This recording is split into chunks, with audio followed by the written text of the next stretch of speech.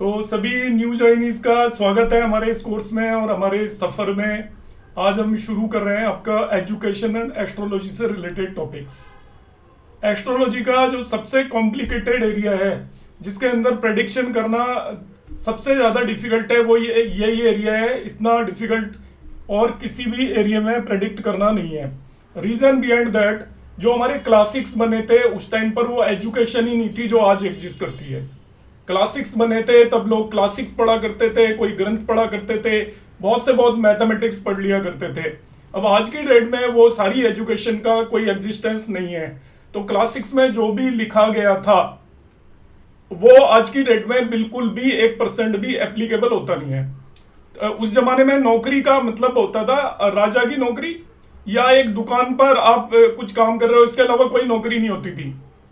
तो दो ही तरह की नौकरी थी। तो आपका कॉम्बिनेशन जितने भी क्लासिक्स में वरहमीर ने लिखे हैं या पाराशरजी ने लिखे हैं, वो उन्हीं दो कामों से रिलेटेड है। या तो पर्सन खेती बाड़ी करता था, वेल्थ का मतलब होता था बैल, गाय, जमीन, कुछ पेड़, ये वेल्थ होती थी। या वो क्या करता था, यदि वो साहूकार है तो वो अपने अनाज का ट्रेडिंग किया करता था। इसके अलावा कोई ट्रेडिंग भी नहीं थी, किसी चीज की कोई रिक्वायरमेंट नहीं थी। अनाज, कपड़े, दवाइयां भी नहीं बिका करती थी, हालांकि उसमें लिखा हुआ है, क्योंकि उस जमाने में दवाई एग्जिस्ट ही नहीं करती थी। जड़ी बूटियां होती थी, वो मुफ्त में दी जाती थी, तो उसका कोई व्यापार नहीं होता था।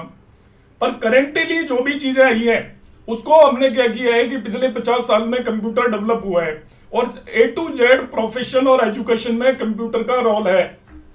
अब हमारी नई पीढ़ी के जितने भी लोग हैं हमारे जैसे, उन्होंने, किसी ने कह दिया केतु कंप्यूटर लैंग्वेजेस को रिप्रेजेंट करता है, किसी ने कुछ और कह दिया, मगर इसमें कोई सटीक वो नहीं है एनालिसिस किसी का भी कि केतु क्यों उसको कंप्यूटर लैंग्वेज को रिप्रेजेंट करता है। कंप्यूटर लैंग्वेज लैंग्वेज ही नहीं होती। जब हम एस्ट्रोलॉजर कंप्यूटर लैंग्वेज को लैंग्वेज बोल रहे हैं तो हम अपना में बहुत बड़ी गलती कर रहे हैं। तो यहाँ पर इसमें बहुत ज्यादा ऐसी चीजें हैं, डार्क एरिया है, जिसके अंदर काफी रिसर्च की जरूरत है। ये मैं इसलिए बता रहा हूं क्योंकि हमें बेसिकली फंडामेंटल माइंड के अंदर क्लियर होने चाहिए जब भी हम कोई चीज कर रहे हैं। यह नहीं कि हम एकदम बंद दिमाग से किसी चीज की तरफ आगे बढ़े चले जाएं। हमको बहुत ओपन माइंड रखने की जरूरत है और मॉडर्न वे से हर चीज को एनालाइज करने की जरूरत है। प्रीवियस टाइम में आपका जो एजुकेशन थी बड़ी लिमिटेड थी। कॉमर्स और आर्ट्स के अलावा साइंस एग्जिस्ट ही नहीं करती थी 100 साल पहले भी। आपका इंडिया के अंदर भी आप चले जाइए तो बहुत सारे स्टेट्स में साइंस की कोई स्ट्रीम ही नहीं हुआ करती थी कि एक पर्टिकुलर स्टेट में आप पढ़ने जा रहे हो वहीं आपको साइंस में पढ़ाया जाता था, और साइंस थी ही नहीं। ये मान के चलो आपका इलेक्ट्रॉन प्रोटॉन की डिस्कवरी ही 20th सेंचुरी में हुई है, तो साइंस एग्जिस्ट कहां से करेगी। उससे पहले कोई साइंस नहीं थी। आपका दुनिया में जो भी डेवलपमेंट हुआ है वो पिछले 200 साल से पहले, आज की जो चीजें हैं वो कोई एग्जिस्ट नहीं किया करती थी। तो इसलिए जो हमारे एस्ट्रोलॉजर, जो संतों ने जो भी लिखा या ऋषियों ने जो भी लिखा, वो अपने समय के हिसाब से लिखा। इसलिए मैंने यहां पर बोला कि ये आपका एस्ट्रोलॉजी का सबसे कॉम्प्लिकेटेड एरिया है। कॉम्प्लिकेटेड एरिया का रीजन ये है, आप क्लासिक्स पर डिपेंड नहीं कर सकते। यहां पर आपको जो मॉडर्न टाइम में जो रिसर्च है उस पर डिपेंड करना पड़ेगा। दूसरी बात, जब हम मॉडर्न टाइम की रिसर्च पर डिपेंड कर रहे हैं, आज के समय पर डिपेंड कर रहे हैं, तो आप किन्हीं भी क्लासिक्स बुक्स के बेस पे यदि हम डिस्कशन करने लगेंगे तो हम किसी भी निष्कर्ष पर नहीं पहुंचेंगे। आपको मॉडर्न पॉइंट ऑफ व्यू रखना पड़ेगा, उन चीजों की समझ रखनी पड़ेगी माइंड के अंदर। जैसे आज डॉक्टर है, आपके क्लासिक्स में जो डॉक्टर थे वो आज वाले डॉक्टर नहीं थे। क्लासिक्स में बैद जी महाराज हुआ करते थे, कोई डॉक्टर नहीं होता था उस टाइम पर। बैद जी जड़ी बूटियां दिया करते थे। आजकल आपको सारी मशीनरी पे बेस्ड डॉक्टरी है, तो उसके अंदर भी कंप्यूटर इन्वॉल्व हो गया। कोई भी डॉक्टर ऐसा नहीं है जो कि आपको, आप उसके पास जाओगे और वो कहेगा आपका इलाज, वो पहले कहेगा MRI करा के आइए, CT स्कैन करा के आइए। ये सारी चीजों के अंदर आपकी टेक्नोलॉजी इन्वॉल्व है। तो टेक्नोलॉजी के बगैर आपकी कोई भी एरिया नहीं है। इवन आप एक कॉमर्स स्टूडेंट है, आप कॉमर्स से रिलेटेड कोई भी चीज काम कर रहे हैं तो उसके अंदर भी टेक्नोलॉजी इन्वॉल्व है। आपको टेक्नोलॉजी की जानकारी होनी चाहिए, तभी आप करोगे। इसलिए हर एक एजुकेशन टेक्निकल एजुकेशन है। आप डिस्टिंग्विश नहीं कर सकते। आप किसी ह्यूमैनिटीज में भी पढ़ रहे हो तभी भी आपको कंप्यूटर की जरूरत पड़ेगी। कंप्यूटर पे सारा डाटा आप कलेक्ट करोगे, उसी से इंफॉर्मेशन लोगे और उसी के बेस पे आप आगे बढ़ोगे। तो कोई भी एजुकेशन आज की डेट में नॉन टेक्निकल एजुकेशन नहीं है। ये सारी चीजें मैं इसलिए बता रहा हूं कि जैसे ही मैं क्लासिक्स पर आऊंगा वहां पे आपके सारे कंसेप्ट आज की डेट के हिसाब से वो एग्जिस्ट नहीं करते। तो इसमें आपको अपना माइंड बहुत ओपन रखना है, जिसे हम बोलते हैं कि जिसको तिकड़म बोलते हैं। आपके माइंड के अंदर तिकड़म होनी चाहिए। एक एस्ट्रोलॉजर वही सक्सेसफुल होता है जो चीजों को समझ पाता है। आपको राइटिंग को लेकर, आप पाराशरी को लेकर या किसी भी क्लासिक को लेकर, प्रोफेशन या एजुकेशन के बारे में यदि जो भी प्रेडिक्शन दे रहे हो, तो आप बिल्कुल भी सही, आपकी प्रेडिक्शन जा ही नहीं सकती 1% भी। चाहे आप जेमिनी उठा लीजिए, कोई भी उठा लीजिए, और ये मैं on the basis of research बता रहा हूं। 2-3 हजार कुंडलियों पे रिसर्च है, मेरी पर्सनल भी रिसर्च है प्रोफेशन में। आपके पुराने क्लासिक्स नहीं लगते, आपको अपना माइंड हर केस में लगाना पड़ेगा। तो क्या हम क्लासिक्स को नहीं माने?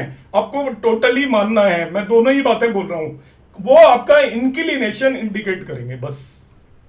आपका यदि ह्यूमैनिटीज में क्लासिक्स बता रहे हैं, आपकी कुंडली में कॉम्बिनेशन ह्यूमैनिटीज से रिलेटेड है, इसका मतलब आप उस बंदे को ये नहीं था कह दोगे कि तू आर्ट्स ले ले भाई और आर्ट्स ही लेगा, ये आर्ट्स की एजुकेशन करेगा। नहीं, उस पर्सन का इंक्लिनेशन टुवर्ड्स ह्यूमैनिटीज होगा। चाहे वो आईआईटी से इंजीनियरिंग करके आ रहा है, पर उसका इंक्लिनेशन ह्यूमैनिटीज की तरफ होगा। अब इंक्लिनेशन का क्या मतलब होता है वो बताता हूं मैं आपको। बहुत सारे लोग आपने देखा होगा कि वहां से आईआईटी करने के बाद, इसके बाद वो एमबीए करने चले जाते हैं, इसके बाद वो सोशियोलॉजी में पीएचडी करते हैं जाकर यूएस से।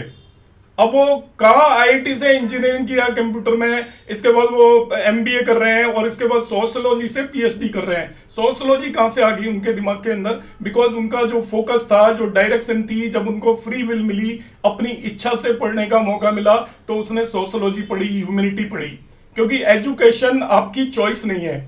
टुडेज टाइम पे एजुकेशन आपकी चॉइस नहीं है। 90% लोग एजुकेशन लेते हैं फॉर द प्रोफेशन। आपको मुझे जिंदगी में आगे क्या करना है, जिंदगी में आगे क्या करना है, तो पापा जी कहेंगे बेटा बीटेक कर ले। बीटेक क्यों कर ले? क्योंकि 3rd ईयर में तेरा जॉब लग जाएगा किसी न किसी कंपनी में, और 4th ईयर में तुझे प्लेसमेंट मिल जाएगा। यदि तू ह्यूमैनिटीज करेगा या कुछ और करेगा, तो पहले ग्रेजुएशन करेगा, पोस्ट ग्रेजुएशन करेगा, पीएचडी करेगा, फिर कोई कॉम्पिटेटिव एग्जाम देगा, तब कहीं जाके तुझे नौकरी मिलेगी। और इंजीनियरिंग करेगा तो 4th ईयर में जाके तुझे प्लेसमेंट मिल जाएगा और तू अर्न करने लग जाएगा, और अच्छा है तो करोड़ों के पैकेज भी मिल जाएंगे। तब आप उसकी चॉइस कहां से? कुंडली कहां आई? कुंडली का कोई रोल ही नहीं आया। कुंडली का रोल आएगा जब वो उस पर्सन को अपनी चॉइस मिलेगी कि मुझे अब क्या करना है। तो देखिए, ग्रेजुएशन तक की जो एजुकेशन है वो ऑन चॉइस नहीं होती। आपका देखिए 12th 10th तक की एजुकेशन, इंडिया की मैं बात कर रहा हूं, कोई चॉइस नहीं है आपके पास। सभी लोगों को सेम एजुकेशन करनी पड़ेगी। आप कोई चूज कर सकते हो? बिल्कुल नहीं चूज कर सकते, बिकॉज ये यूनिफॉर्म एजुकेशन है। तो आपकी कुंडली के कॉम्बिनेशंस की कोई वैल्यू बनती ही नहीं है। आप 10th तक सबको सेम पढ़ना पड़ेगा।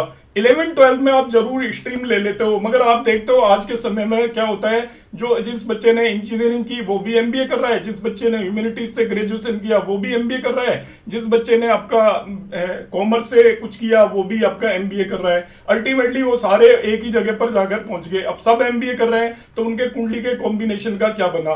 किसी की कुंडली में वो ह्यूमैनिटीज का कॉम्बिनेशन बन रहा होगा, किसी की कुंडली में इंजीनियरिंग का कॉम्बिनेशन बन रहा होगा। तो हमें क्या करना है? ये सारी चीजें मैं इसलिए बता रहा हूं कि हमें सारी अपने माइंड में रख के चलनी है। क्योंकि जनरली हम देखते हैं जब वो कुंडली लगाते हैं, वो देख लेंगे इसको राहु देख रहा है, मंगल देख रहा है, फलाना देख रहा है, ये इसकी तो टेक्निकल एजुकेशन होगी। अरे नॉन टेक्निकल कोई एजुकेशन है ही नहीं, तो हम टेक्निकल एजुकेशन को सेग्रीगेट क्यों कर रहे हैं? एक भी एजुकेशन नॉन टेक्निकल नहीं है आज की डेट में। यहाँ पे मैं आपको पढ़ा रहा हूँ, ये क्या पढ़ा रहा हूँ मैं आपको? एस्ट्रोलॉजी पढ़ा रहा हूँ। मगर मैं पढ़ा किससे रहा हूँ? मैंने यहाँ पे कंप्यूटर लगा रखा है, गूगल मीट पर हमारी मीटिंग हो रही है, सामने इसमें कैमरे लगे हुए हैं। अब मेरा जो माइक है वो भी एक इलेक्ट्रॉनिक्स है, और आपका इंटरनेट के थ्रू हम पढ़ा रहे हैं। तो नॉन टेक्निकल इसमें कुछ भी नहीं है, एक भी चीज नॉन टेक्निकल नहीं है। Everything is technical. आपका जो भी हम आपका हॉरोस्कोप बनाते हैं आज की डेट में, क्या वो नॉन टेक्निकल है क्या? हम जो भी, मैं कोई भी ऐप यूज करता हूं या सॉफ्टवेयर यूज करता हूं किसी की भी वर्क चार्ट बनाने के लिए या उसकी दशाएं देखने के लिए, क्या वो नॉन टेक्निकल एजुकेशन है क्या? Everything is technical. तो आज के समय पर टेक्निकल और नॉन टेक्निकल में हम सेग्रीगेट नहीं करेंगे। तो ये मैंने इतनी सी ये भूमिका इसलिए बनाई है कि हमारे माइंड के अंदर सारी चीजें बहुत अच्छे से क्लियर होनी चाहिए। आप बुक्स में जो लिखा हुआ है उसकी स्पिरिट को समझें, उसके वर्ड्स को एज इट इज ना लें। वहां पर जो लिख दिया गया है वो कॉम्बिनेशंस, कि कार कांच लग से 5वें भाव में यदि राहु बैठा है तो डॉक्टर बन जाएगा। कोई नहीं बनेगा, एक भी एग्जाम्पल नहीं मिलेगा, मगर जैमिनी सूत्रम में लिखा हुआ है डॉक्टर बनेगा। उस टाइम पे डॉक्टर का मीनिंग कुछ और था। डॉक्टर का मीनिंग था जो दूसरों की सहायता करता है।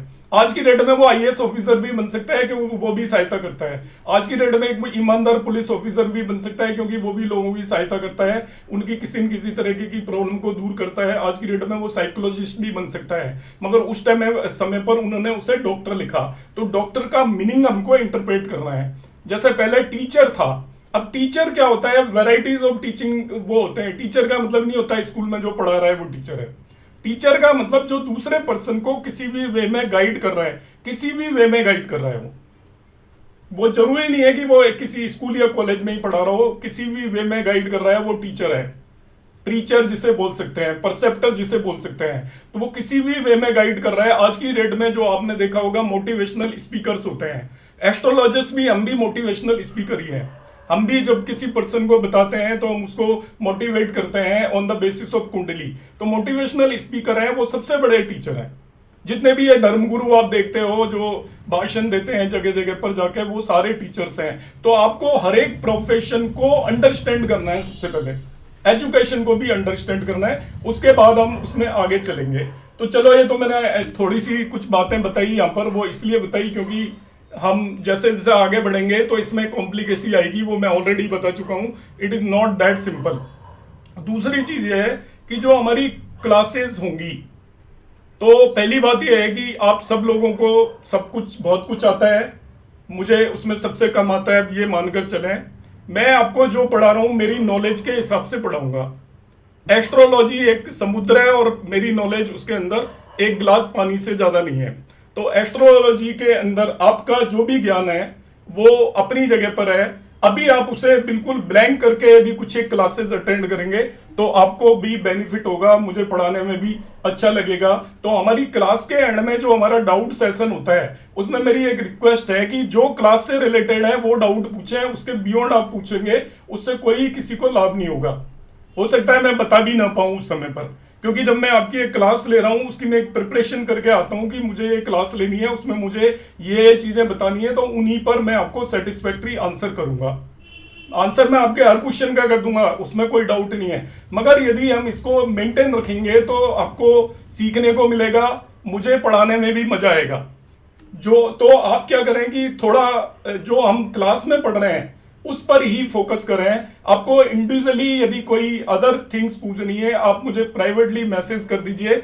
यदि मेरे पास आंसर होगा तो मैं आपको प्राइवेटली आंसर करूंगा। सभी मेरे पास करते रहते हैं, सबको पता है, तो आप प्राइवेटली मैसेज कर दीजिए। क्लास के अंदर आप आउट ऑफ क्लास लेके जाते हैं, फिर मेरे पास क्लास के स्टूडेंट के मैसेज आने लग जाते हैं, सर आप बहुत लिबरल हो, किसी को कुछ नहीं कहते, हमारा टाइम खराब हो गया, क्लास से रिलेटेड टॉपिक ही नहीं है, हमें तो कुछ समझ में ही नहीं आया, आप क्यों पूछ रहे। आप में सब लोगों को पता होगा, एग्री कर रहे होंगे, क्योंकि मेरे पास क्लास के जस्ट बाद 10 से 15 मैसेज आ जाते हैं कि सर ये कोई पर्सन वहां से पूछ रहा है, यहाँ से पूछ रहा है और टॉपिक पर रहे हैं। तो ये मेरी आपसे सबसे रिक्वेस्ट है, क्योंकि एस्ट्रोलॉजी एक समुद्र है, उसमें आपकी एक अलग नॉलेज हो सकती है, आपकी अलग जर्नी हो सकती है, मेरी अलग नॉलेज है। तो आप जहां पर हम जिस क्लास में, मैं आपको एक सिस्टमेटिक वे में कराने की कोशिश करूंगा। सिस्टमेटिक वे में इसके अंदर जैमिनी भी आएगी, वो भी मैं एक्सप्लेन करने की कोशिश करूंगा। मैं दशाओं को भी एक्सप्लेन करूंगा, डिविजनल चार्ट को भी एक्सप्लेन करूंगा। मेरी अपनी टेक्निक्स हैं जो मैंने कहीं न कहीं से सीखी हैं, वो भी मैं बताने की कोशिश करूंगा। मगर जब आप डाउट्स में आए तो डाउट्स में ये ध्यान रखें कि हम बियॉन्ड क्लास जाने की कोशिश नहीं करें। जैसे मैं आज की क्लास में जो पढ़ा रहा हूं, आप में से सारे लोग ज्ञानी हैं, मेरे से ज्यादा सबको पता है, मगर मैं आपको उतना ही आंसर दे पाऊंगा जितना मुझे मालूम है। अब मुझे मालूम है का क्या है तरीका कि मैं आपको जो आज की क्लास में पढ़ा रहा हूं, आप उस पर्टिकुलर टॉपिक पर फोकस करें, उससे रिलेटेड आपके जो भी डाउट्स हैं उन्हें आप पूछेंगे तो फिर हमें एक्सप्लेन करने में भी मजा आएगा, आपको क्लियर भी होगा। अब मैं शुरू कर रहा हूं आज की क्लास। हमारी आज की क्लास का टॉपिक है एजुकेशन। एजुकेशन, शिक्षा किस तरीके से देखी जाती है। तो एजुकेशन का मैंने अभी जो भूमिका बनाई थी स्टार्टिंग में, वो इसलिए बनाई थी कि आप बिल्कुल कुंडली के बेस पर 100% आप कभी भी नहीं बता सकते आज के समय पर क्या एजुकेशन होगी। आप क्या बताएंगे, इनक्लिनेशन क्या होगा उस स्टूडेंट का। एजुकेशन नहीं बताएंगे कि ये आर्ट्स करेगा या इंजीनियरिंग करेगा या मेडिकल करेगा, आप गलत प्रूफ हो जाएंगे हर बार। पता लगेगा उसमें इंजीनियरिंग के कॉम्बिनेशन है, उसने लॉ किया हुआ है। पता लगा उसमें मेडिकल के कॉम्बिनेशन है, उसने इंजीनियरिंग की हुई है। पता लगा उसमें इंजीनियरिंग के कॉम्बिनेशन है, उसने मेडिकल की हुई है। क्योंकि सब चीजें एक दूसरे में मिक्स हो रखी हैं, इसलिए आप इंक्लिनेशन बताओगे कि इस पर्सन का इंक्लिनेशन इस पर्टिकुलर सब्जेक्ट में है। दूसरी चीज क्या है कि आपके पास कोई एडवाइस लेने आता है कि मेरे पास एक पर्सन आया कि हमारा बच्चा है, अब ये 10th कर रहा है, इसको मैं 11th में कौन सी सब्जेक्ट दिलवाऊं। तो आपने क्या करना है, उसे बता देना है कि देखो इसकी कुंडली के हिसाब से ये इसका ह्यूमैनिटीज अच्छा रहेंगे, या इसको आप इंजीनियरिंग कराइए या इसको कॉमर्स कराइए। उसको आप सजेशन देंगे। मगर जो पढ़ चुका है और वो आपके पास कुंडली लेकर आ रहा है, तो वहां पे प्रेडिक्शन से बचें। बचें इसलिए क्योंकि वो फील्ड बहुत वाइड हो चुका है। आपकी जो एस्ट्रोलॉजिकल कॉम्बिनेशन है वो वहां तक पहुंचने में उतने कामयाब नहीं है। आप 10 में से 4 बार जरूर गलत प्रूफ होंगे, 6 बार सही प्रूफ हो जाएंगे कोई बात नहीं, मगर 4 बार भी अब गलत प्रूफ होंगे तो आपका ह्यूमिलेशन होगा। आपको लगेगा कि मुझे कुछ आता नहीं है, दूसरे को लगेगा एस्ट्रोलॉजर है, इससे कुछ नहीं आता। आप साफ कहिए कि एजुकेशन का प्रेडिक्शन बड़ा डिफिकल्ट है। कुछ लोग कर पाते होंगे तो उन्हें दैवीय शक्ति होगी, वही कर सकता है, बगैर दैवीय शक्ति के कोई नहीं कर सकता। क्योंकि ये प्रैक्टिकली मैं देख चुका हूं, हम 20-20 के ग्रुप में देख चुके हैं कि एक पर्टिकुलर पर्सन की एजुकेशन, जो बहुत सुलझे हुए एस्ट्रोलॉजर्स हैं उनके ग्रुप की बात बता रहा हूं, जिनके बारे में कोई भी डाउट नहीं है कि उन्हें कोई चीज नहीं आती होगी। तभी भी एक कुंडली को हमने 20 लोगों पर लगाया कि इसकी एजुकेशन बताओ, 15 लोगों ने गलत बताई। और एक्स्ट्रा ऑर्डिनरी जो एजुकेशन है, आजकल मास कम्युनिकेशन में लोग काम करते हैं, वीडियो रिपोर्टर्स होते हैं, जो जानते ही नहीं हम लोग नॉर्मल एस्ट्रोलॉजर्स की उसका क्या एजुकेशन होती है, क्या प्रोफेशन होता है। हम कैसे वीडियो रिकॉर्डर जो रिपोर्टर है उसकी एजुकेशन को बता पाएंगे कुंडली देखकर? It's quite difficult. तो इस चीज को हम माइंड में रखकर चलेंगे। अभी मैं शेयर करूंगा स्क्रीन और उसके बेसिस पर मैं एक्सप्लेन करूंगा आपके जिसके भी जो डाउट हैं। अभी तक की क्लास तो मैंने कुछ बातें बतानी थी वो बताई हैं। जो भी आपके डाउट्स हैं उन्हें आप नोट करके रख लेना। एंड ऑफ क्लास हम उन डाउट्स को डिस्कस करेंगे। नेक्स्ट क्लास में भी आप उन डाउट्स को पूछ सकते हो। और डाउट्स में इनिशियली रिक्वेस्ट करता हूं, जब आप क्वेश्चन पूछते हो तब मैं कुछ नहीं कहूंगा। मेरी रिक्वेस्ट यह है कि क्लास से रिलेटेड डाउट्स यदि हों तो आपको भी बेनिफिट होगा और मुझे भी उसको कराने में आसानी रहेगी, आपको समझ में भी आएगा और ग्रुप में जितने भी लोग हैं वो सभी उससे लाभान्वित होंगे या उनको फायदा होगा।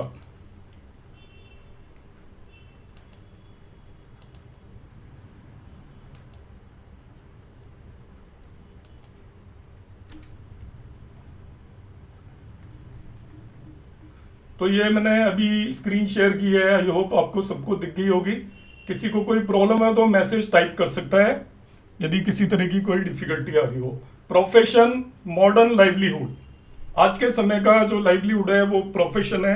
पहले खेतीबाड़ी से लोगों का काम चलता था, तो आज हमारा ये पहला दिन है और नया कोर्स है। तो यहाँ पर जो एस्ट्रोलॉजी के महादेव हैं, गणेश जी की हम आराधना से शुरू करते हैं, जिससे हमारा एक कोर्स सबके लिए लाभप्रद रहे, आपके लिए भी मेरे लिए भी, और हम यहाँ से इससे ज्ञान लेकर जाएं। सो ओम गंग गणपते नमः से मैं शुरुआत कर रहा हूँ। सबसे पहले एजुकेशन काउंसलिंग की बात आती है। तो एजुकेशन काउंसलिंग के लिए हम किन किन चीजों को, किन किन एरिया को देखेंगे। शुरू का हमारा पार्ट थ्योरेटिकल है, उसको हम प्रैक्टिकल भी लगा के मैं इसमें बताऊंगा कुछ एक कुंडलियों पर। The parameters for assessing the potential for education and the most suitable subjects are as given below. आपको किसी भी पर्सन की कुंडली की एजुकेशन देखनी है तो हम किस तरीके से शुरुआत करेंगे, किन किन चीजों को हम देखेंगे उसके अंदर। तो सबसे पहले जो 5 पैरामीटर यहाँ पर फिक्स हैं आपके। एक, आपको कौन कौन से हाउसेस देखने हैं उस पर फोकस करना है कि हम एजुकेशन के लिए किस किस हाउस को देखेंगे, इसको हम डिटेल में पढ़ेंगे। कौन कौन से प्लैनेट्स एजुकेशन के लिए जिम्मेवार होते हैं इन जनरल। फिर हम डिविजनल चार्ट्स की बात करेंगे, क्योंकि D1 चार्ट के बेस पर एजुकेशन का एनालिसिस बहुत अधूरा है। एजुकेशन की यदि आपको डिटेल, माइन्यूट डिटेल चाहिए कि वो पर्सन पढ़ाई में कैसा होगा, उसके साथ क्या प्रॉब्लम्स आएंगी, क्या वो बहुत एक्सीलेंट होगा, तो आपको डिविजनल चार्ट को एनालाइज करना पड़ेगा। इसके बाद एजुकेशन के लिए कुछ स्पेसिफिक योगास होते हैं कुंडली के अंदर, तो उन योगास की हम बात करेंगे एजुकेशन के लिए। और एंड में जब एजुकेशन के टाइम पर जो क्वेश्चन अराइज होते हैं कि ये पर्टिकुलर पर्सन IIT का एग्जाम दे रहा है, इसका सिलेक्शन होगा कि नहीं, नीट का एग्जाम दे रहा है, इसका MBBS में सिलेक्शन होगा कि नहीं, UPSC का एग्जाम दे रहा है, इसका वहां पर सिलेक्शन होगा कि नहीं, MS के लिए तैयारी कर रहा है GRE की, इसमें सिलेक्शन होगा कि नहीं, MBA के लिए तैयारी कर रहा है कैट की, उसमें उसका सिलेक्शन होगा कि नहीं, या किसी किसी भी तरीके की कोई भी कॉम्पिटिटिव एग्जाम की तैयारी कर रहा है वो, तो वो भी एजुकेशन का ही पार्ट है। तो उसमें आपका दशा एंड ट्रांजिट इंपॉर्टेंट होता है। तो जब भी आपसे एजुकेशन से रिलेटेड कोई भी प्रश्न आ जाए आपके पास, तो इन 5 चीजों को आपको कुंडली के अंदर देखना है। अब इसको सिस्टमेटिक आप नोट करें, इसको ऐसे लाइटली ना लें कि हम जैसे नॉर्मली एस्ट्रोलॉजी पढ़ते हैं उस तरीके से ना लें कि आपको ये 5 चीजें देखनी ही देखनी है। हमारे पास कुंडली खुली है और हम सीधा प्लैनेट्स को और उच्च नीच हम देखना शुरू कर देते हैं, बिल्कुल नहीं देखना है। सबसे पहले आप सभी हाउसेस को एनालाइज करोगे जो जरूरी है, मैं बताने वाला हूँ कौन कौन से हैं। फिर उन प्लैनेट्स की स्थिति देखोगे जो एजुकेशन के लिए रेस्पॉन्सिबल है। डिविजनल चार्ट हमें रीड करना अच्छे से आना चाहिए कि डिविजनल चार्ट में हमें क्या क्या देखना है। फिर हमें देखना है कि उसकी कुंडली में कौन कौन से योग एग्जिस्ट करते हैं। जो योग होंगे वो उसकी जनरल एजुकेशन के लेवल को बताएंगे। यदि अच्छे योग अवेलेबल है तो उसका एजुकेशन का लेवल बहुत हाई होगा। इसके बाद हम दशा एंड ट्रांजिट को भी देखेंगे, उस पर्टिकुलर टाइम पर किस तरीके से देखेंगे इसकी मैं बात करूंगा अभी। हाउसेज जो इन्वॉल्व होते हैं एजुकेशन में, उसमें यहां पर मैंने इनको टोटल 5 हाउसेज लिए हुए हैं, 5 houses. The second house, fourth house and fifth houses are main houses for education. दूसरा भाव, चौथा भाव और पांचवा भाव आपकी कुंडली में एजुकेशन के सबसे मेन हाउसेज होते हैं। इनका कहां कहां पर यूज करना है वो सबका अलग अलग यूज है। एक एक हाउस पर मैं बात करूंगा कि किस हाउस से आपको क्या देखना है, मगर हमारे माइंड में क्लियर होना चाहिए जब भी किसी पर्सन की एजुकेशन देखनी है तो उसका दूसरा भाव, चौथा भाव और पांचवा भाव देखना है। अब वो हायर एजुकेशन के लिए जा रहा है, सपोज वो एमएस करने जा रहा है या पोस्ट ग्रेजुएशन करने जा रहा है, कोई फंडामेंटल रिसर्च करने जा रहा है, तब 9th एंड 8th हाउस का इन्वॉल्वमेंट आएगा। मगर उससे पहले 9th और 8th हाउस तक नहीं पहुंचना है आपको। 9th और 8th हाउस पर तभी पहुंचना है वो पर्सन ऑलरेडी ग्रेजुएट है, उसने ग्रेजुएशन अपना कंप्लीट कर लिया है, लाइक इंजीनियरिंग कंप्लीट कर लिया है, एमबीबीएस कंप्लीट कर लिया है, कोई बीएससी बीकॉम कर रहा है तो वो कंप्लीट कर लिया है, सीए कंप्लीट कर लिया है, एलएलबी कंप्लीट कर लिया है। इस तरीके की चीजें उसने कंप्लीट कर ली हैं। अब वो यदि आपसे आगे की बात कर रहा है कि मुझे एलएलएम करना है, मुझे एमबीए करना है, मुझे एमएस करना है, मुझे पीएचडी करना है, तब आप 9th और 8th हाउस को भी देखेंगे। तो टोटल एजुकेशन से रिलेटेड आपकी कुंडली में मेन हाउसेज ये 5 हाउसेज हैं, सेकंड, फोर्थ, फिफ्थ, और हायर एजुकेशन में 9th एंड 8th हाउस का रोल आ जाता है। अब आता है सेकंड हाउस का रोल क्या है। Second house is very important. आज के समय पर सेकंड हाउस की उतनी इंपॉर्टेंस रही नहीं है, मगर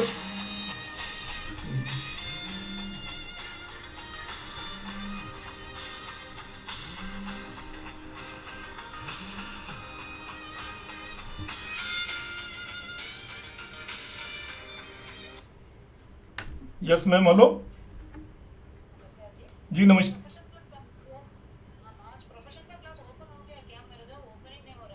ओपन हो गया मैम, फिर से आप लॉग इन करिए, क्लास चल रही है, 10 मिनट्स हो चुके हैं। नहीं, मैसेज तो खैर मैं अभी कहाँ क्लास में नहीं देखता। तो आप अपने यूजर आईडी कौन सा डाला है आप ये देखिए। हेलो, नहीं आप प्रोफेशन वाले उस पे ग्रुप पे जाइए, फिर से एक बार ट्राई करिए। हाँ, प्रोफेशन वाले ग्रुप पर जाकर वहां पर जो मैंने लिंक भेजा है वो ट्राई करो।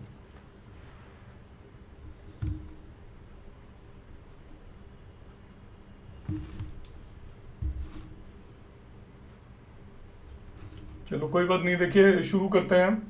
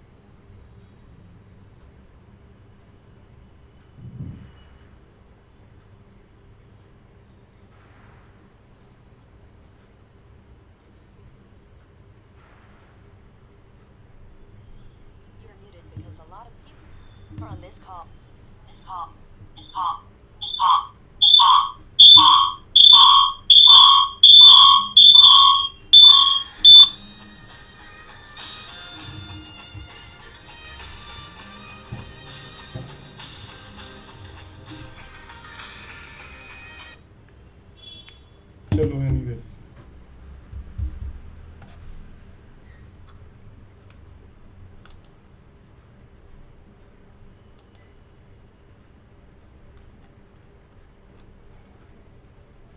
ज्वाइनिंग की प्रॉब्लम आ रही है कुछ स्टूडेंट को, चलो कोई बात नहीं, मैं अभी शुरू करता हूँ। तो सेकंड हाउस की मैं बात कर रहा था।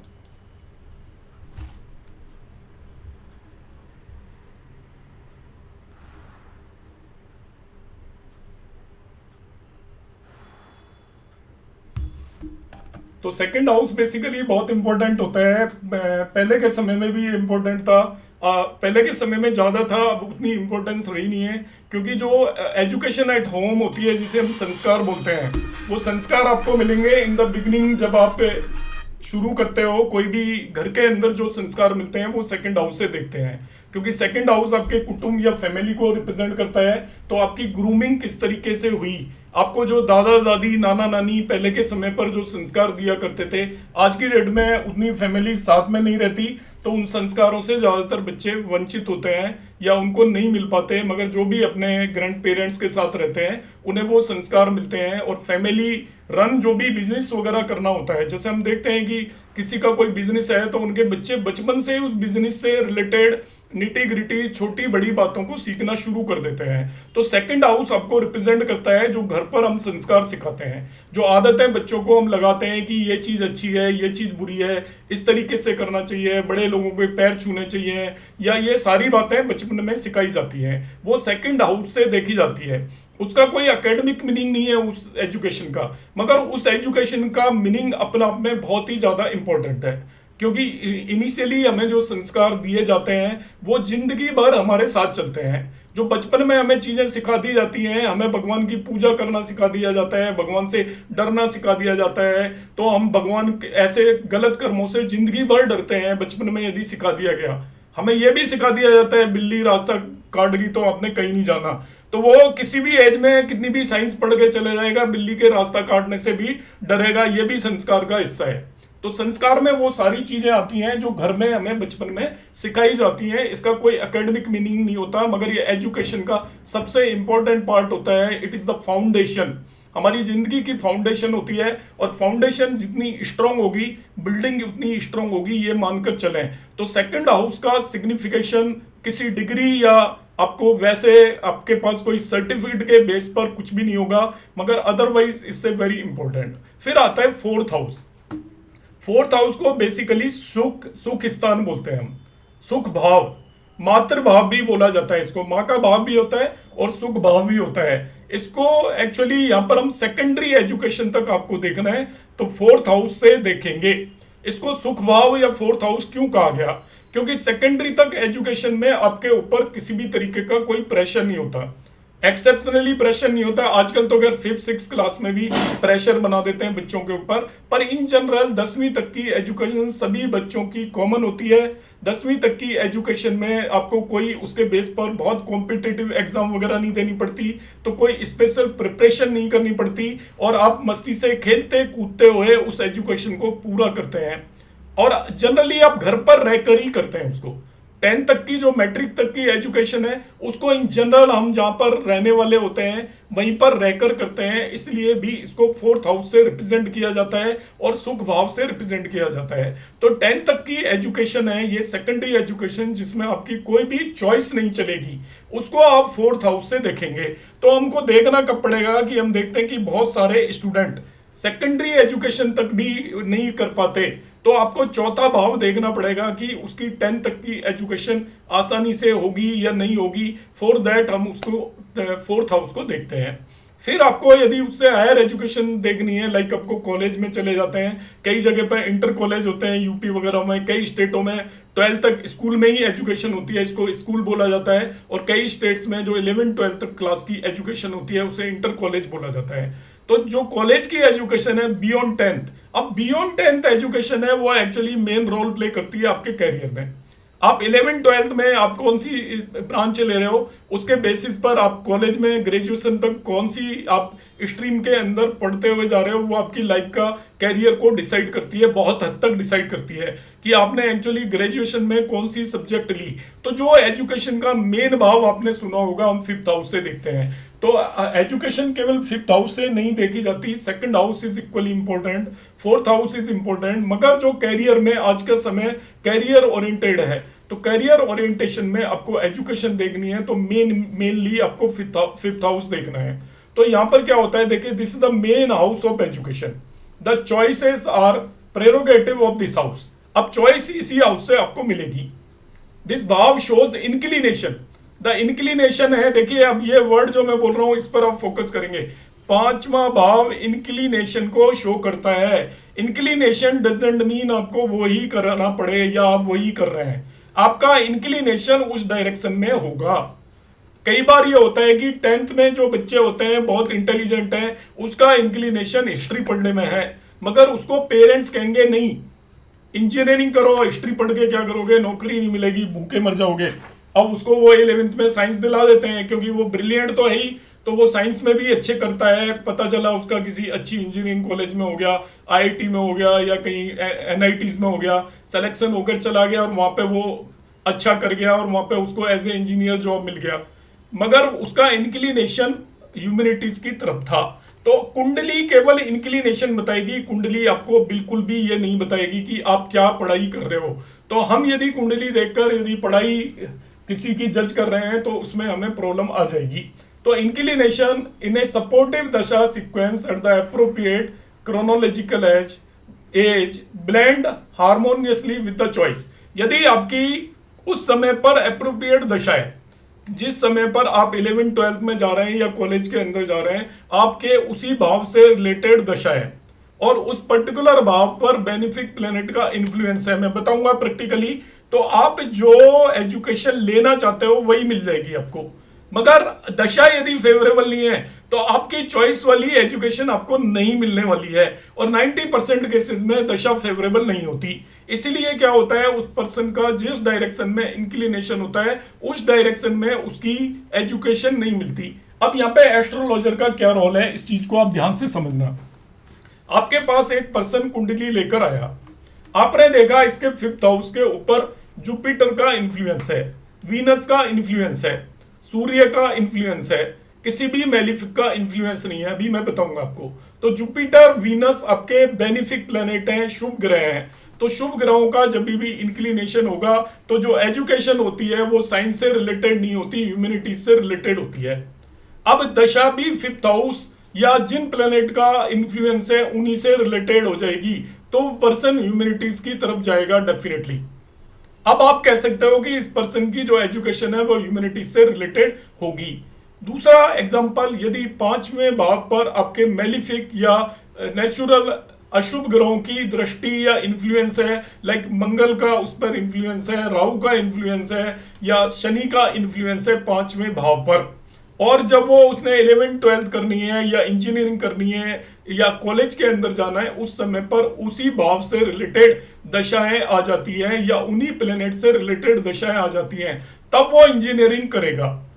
मैंने 2 केसेस बताए कि बेनिफिक या शुभ ग्रहों का असर 5वें भाव पर है। शुभ ग्रह एक्चुअली आपकी ह्यूमैनिटीज, आर्ट से रिलेटेड सब्जेक्ट की एजुकेशन देते हैं, अशुभ ग्रह इंजीनियरिंग से रिलेटेड एजुकेशन देते हैं। तो शुभ ग्रहों की यदि दृष्टि पड़ रही है और दशा भी उसी भाव से रिलेटेड ग्रह की उस समय पर चल रही है, तो वो शुभ ग्रहों की दृष्टि और दशा मिलकर उसको ह्यूमैनिटीज दिला देंगे, क्योंकि इस पर्सन का इंक्लिनेशन ह्यूमैनिटीज की तरफ है। मगर आपकी दृष्टि शुभ ग्रहों की है, शुभ ग्रह 5वें भाव को इन्फ्लुएंस कर रहे हैं, मगर वहां पर दशा अशुभ ग्रहों की आ गई, 5th हाउस से रिलेटेड दशा नहीं आई, उस पर्टिकुलर भाव से रिलेटेड दशा नहीं आई, तो उसकी इच्छा पूर्ति नहीं होगी। उसको वो एक्चुअली इंक्लिनेशन उसका ह्यूमैनिटीज की तरफ है तो वो इंजीनियरिंग मिलेगी, उसको इंक्लिनेशन इंजीनियरिंग की तरफ है तो इसको ह्यूमैनिटीज मिलेगी। इस पर्टिकुलर चीज पर हमें बहुत ज्यादा फोकस करना है कि आप ये देखिए उस पर्टिकुलर भाव पर किन की दशा है। अभी मैं प्रैक्टिकली भी बताऊंगा किन का असर है, क्या बेनिफिक प्लेनेट का असर है या मेलिफिक प्लेनेट का असर है। अब असर हमने देख लिया जिस भी प्लेनेट का असर है, मगर अब उसको कौन पर्टिकुलर प्लेनेट वो कर रहे हैं, किसकी दशा आई आपकी। दशा भी यदि उनमें से किसी ग्रह की आ जाती है उसकी एप्रोप्रिएट एज पर, एप्रोप्रिएट एज का मतलब 18, 17, 16, 15 साल जब कोई हम चूज करते हैं सब्जेक्ट उस समय पर, तो उसकी डिजायर्ड सब्जेक्ट मिल जाएगी जिधर उसका इंक्लिनेशन है। मगर दशा नहीं आई तो उसकी डिजायर्ड सब्जेक्ट नहीं मिलेगी। नेक्स्ट हम यहाँ पर बात करते हैं हाउसेज एंड प्लैनेट्स में ही मैं बात कर रहा था। तो देखिए एजुकेशन को आपको होलिस्टिकली मतलब टोटली में एजुकेशन को देखना है, ओवरऑल एजुकेशन को देखना है किसी भी पर्सन की कुंडली देखकर कि इसकी पूरी शिक्षा कैसी रही होगी। जैसे कई लोग क्या होता है, पैदा होते ही बच्चा एक दिन का नहीं होता, उससे पहले आपके पास कुंडली ले आते हैं कि जी इसके बारे में बताओ, इसकी कहानी क्या है। तो वो क्या करेंगे, आपको उसका ओवरऑल होलिस्टिक व्यू देखना है कि ओवरऑल इसकी एजुकेशन कैसी जाएगी। तो देखिए उसकी पूरी एजुकेशन में 10 से 15% रोल होता है सेकंड हाउस का, 25 से 30% रोल होता है उसका फोर्थ हाउस का, फाउंडेशन बनेगी। And fifth house primary house है और इसका रोल होगा उसकी ओवरऑल एजुकेशन में 55 to 60%। तो मैक्सिमम जो रोल होता है, इसीलिए हम एजुकेशन के लिए फिफ्थ हाउस को देखते हैं। मगर 10th house is also, fourth house is also very important. यदि फोर्थ हाउस भी यदि एफ्लिक्टेड है तो उसकी इनिशियल एजुकेशन खराब होगी 10 तक की, तो इनिशियल एजुकेशन खराब होने का उसकी आगे वाली एजुकेशन पे भी फर्क पड़ने वाला है। चाहे उसका फिफ्थ हाउस काफी अच्छा है मगर फोर्थ हाउस पीड़ित है तो वो उतनी प्रोग्रेस नहीं कर पाएगा एजुकेशन में जितनी की उसके फिफ्थ हाउस के बेस पर आपको दिखाई दे रही है। Fifth house indicate education up to graduation. For post graduation and higher studies, ninth house is important. Studies which involve fundamental and hidden research. Eighth house plays the main role. तो ये मैंने आपको houses का यहाँ पर meaning बताया कुछ। अब बात करेंगे हम प्लैनेट्स की। तो एजुकेशन से रिलेटेड दो प्लैनेट हैं, बुद्धि और बुद्धिमता। बुद्धि जो बच्चा है वो है बुध, मरकरी, और बुद्धिमता इंटेलिजेंस, उसको यूटिलिटी ऑफ इंटेलिजेंस, मतलब बुध इंटेलिजेंट है मगर उसको यूज करना नहीं आता इंटेलिजेंस को, काफी ब्रिलियंट है वो मगर वो यूज करना नहीं आता। उसके अंदर जो बच्चों वाला बिहेवियर है, वो प्रिंस है आपका सोलर सिस्टम का, राजकुमार है। राजकुमार है तो राजा रानी उसको प्यार करते हैं, राजा रानी प्यार करते हैं, तो वो एक्चुअली कंट्रोल में नहीं है उसकी बुद्धि के अंदर मैच्योरिटी नहीं है। तो मैच्योरिटी है जिसकी बुद्धि के अंदर वो है जुपिटर। तो बुध और जुपिटर इन दोनों का कॉम्बिनेशन होना बहुत जरूरी है। आप सोचें कि किसी का बुध बहुत स्ट्रोंग है तो बुद्धि स्ट्रोंग है तो वो क्या करेगा, चालबाज बन जाएगा, कुछ भी कर लेगा, साम दाम दंड भेद अपनाएगा मगर वो सही रास्ते पर चलने की कोशिश नहीं करेगा। मगर जिसका जुपिटर स्ट्रोंग है तो वो उस बुद्धि को यूटिलाइज करेगा प्रॉपर वे में। क्योंकि आप देखते हो कि बहुत सारे बच्चे, आपको सबको पता होगा, अपने खुद के घर में भी देख सकते हो कि वो हाईली इंटेलिजेंट होते हैं, बहुत ब्रिलियंट होते हैं मगर उसका प्रॉपर यूटिलाइजेशन ही नहीं करते। अब आप ब्रिलियंट और बुक लेके नहीं बैठोगे तो फिर नंबर तो नहीं आएंगे, आपका सिलेक्शन कहीं नहीं होगा। आप थोड़ा कम ब्रिलियंट हो मगर आप डेडिकेशन से यदि पढ़ाई कर रहे हो तो आपका सिलेक्शन हो जाएगा। तो जो डेडिकेशन से पढ़ाई करना है, बुद्धि का सदुपयोग करना है, प्रॉपर यूज करना है, वो जुपिटर करता है। तो हर मरकरी बाद में जाके जुपिटर होता है। यदि आप मरकरी बनकर रह गए, केवल बुद्धि ही बुद्धि है आपके पास और बुद्धिमत्ता नहीं है जिसको बोलते हैं विजडम, आप उस बुद्धि को किस तरीके से लगाएं, आपके अंदर ठहराव नहीं है, उसको यूटिलाइज करने की पूरी कैपेबिलिटी नहीं है, तो आप सक्सेसफुल नहीं होंगे। तो जो प्लेनेट, दो मोस्ट इंपॉर्टेंट प्लेनेट हैं आपकी कुंडली के अंदर एजुकेशन के, वो होते हैं आपके मरकरी एंड जुपिटर। तो हम मरकरी और जुपिटर पर पूरा फोकस करेंगे। अब क्या है, प्लेसमेंट ऑफ 2 इन केंद्र और ट्राइन ऑगर्स वेल फॉर एजुकेशन। यदि आपकी कुंडली के अंदर डिविजनल चार्ट की भी मैं बात करूंगा, अभी D1 बर्थ चार्ट की यदि मैं बात करता हूं, जन्म कुंडली की बात करता हूं, यदि मरकरी और जुपिटर केंद्र या त्रिकोण में बैठे हुए हैं तो वो एजुकेशन के लिए उसे आप पॉजिटिव सिग्नल मानकर चलिए। किसी भी पर्सन की कुंडली के केंद्र या त्रिकोण में जुपिटर और मरकरी दोनों बैठे हुए हैं तो आप समझिए कि उसकी एजुकेशन का लेवल काफी अच्छा होगा। अब एजुकेशन का यहाँ पर मतलब ये नहीं है कि वो कोई डिग्री अच्छी लेकर आएगा। एजुकेशन का मतलब डिग्री भी नहीं होता पूरी तरीके से। एजुकेशन का मतलब होता है वो जिस भी चीज की शिक्षा लेगा, जिस भी चीज को ग्रहण करेगा, उसके अंदर वो काफी एक्सपर्ट हो जाएगा। बहुत सारे लोग बहुत ज्यादा एजुकेटेड नहीं होते हैं मगर अपने फील्ड के बहुत एक्सपर्ट होते हैं। लाइक आप देखते हो पॉलिटिशियंस कई होते हैं तो वो पॉलिटिशियंस की एजुकेशन बहुत नहीं होती मगर वो अपने पॉलिटिक्स के बहुत एक्सपर्ट होते हैं, तो वो भी अपना अपना बुद्धि और बुद्धिमत्ता का यूज है। तो आपकी यदि कुंडली के अंदर किसी भी बच्चे की कुंडली में मरकरी एंड जुपिटर केंद्र या त्रिकोण भाव में बैठे हों तो वो अच्छा होगा। साथ ही साथ the interaction of these two with fifth house oblique lord and lagna oblique lagna lord add further gloss to education. यदि जुपिटर और मरकरी का किसी भी तरीके का संबंध पांचवें भाव या फिफ्थ लॉर्ड से हो जाए, लग्न या लग लॉर्ड से हो जाए, तो वो भी एजुकेशन में आपको उसको अनाउंस कर देगा, बढ़ा देगा उस चीज को।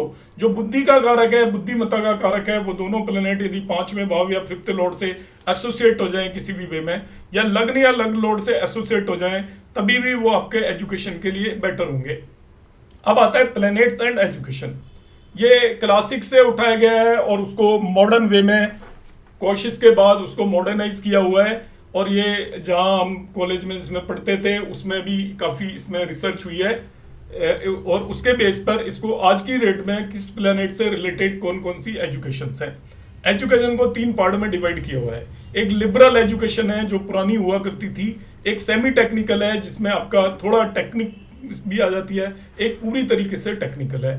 तो जो सन प्लैनेट है सूर्य है, वो लिबरल में पॉलिटिकल साइंस को रिप्रेजेंट करता है। तो सूर्य से रिलेटेड जब आपको एजुकेशन देखनी होगी तो आप ये मानकर चलोगे उससे रिलेटेड जो एजुकेशन है वो पॉलिटिकल साइंस है।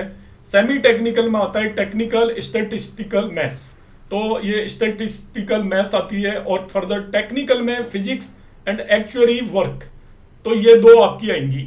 इसी तरीके से जो मून है आपका, ये मूविंग प्लेनेट है, एक्चुअली कला का प्लेनेट है मून। सन तो अथॉरिटी का प्लेनेट है, इसलिए यहाँ पर पॉलिटिकल साइंस आई है आपकी। मून जो होता है आपका मन का कारक होता है, और मन का कारक कला का कारक भी मान के चलते हैं मून और शुक्र को। तो इससे रिलेटेड जो आपकी 2 यहाँ पर लिबरल पुरानी एजुकेशंस हैं, वो एक है आपका म्यूजिक जिसको हम ट्रेडिशनल एजुकेशन बोलते हैं, और फाइन आर्ट्स जिसमें आपका ड्राइंग वगैरह ये सारी चीजें आ जाती हैं, जिसमें आपकी इमेजिनेशन की रिक्वायरमेंट होती है।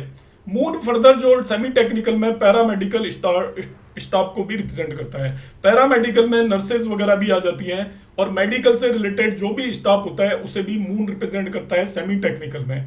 फर्दर यदि आप इसको टेक्निकल में लेकर जाएंगे तो वो केमिस्ट्री और मेडिकल इन दोनों को टेक्निकल में मून रिप्रेजेंट करेगा। केमिस्ट्री को इसलिए लिया गया है क्योंकि मून को हम लिक्विड का कारक मान के चलते हैं, और केमिस्ट्री आपकी सॉल्ट और लिक्विड से रिलेटेड ही है सारी की सारी।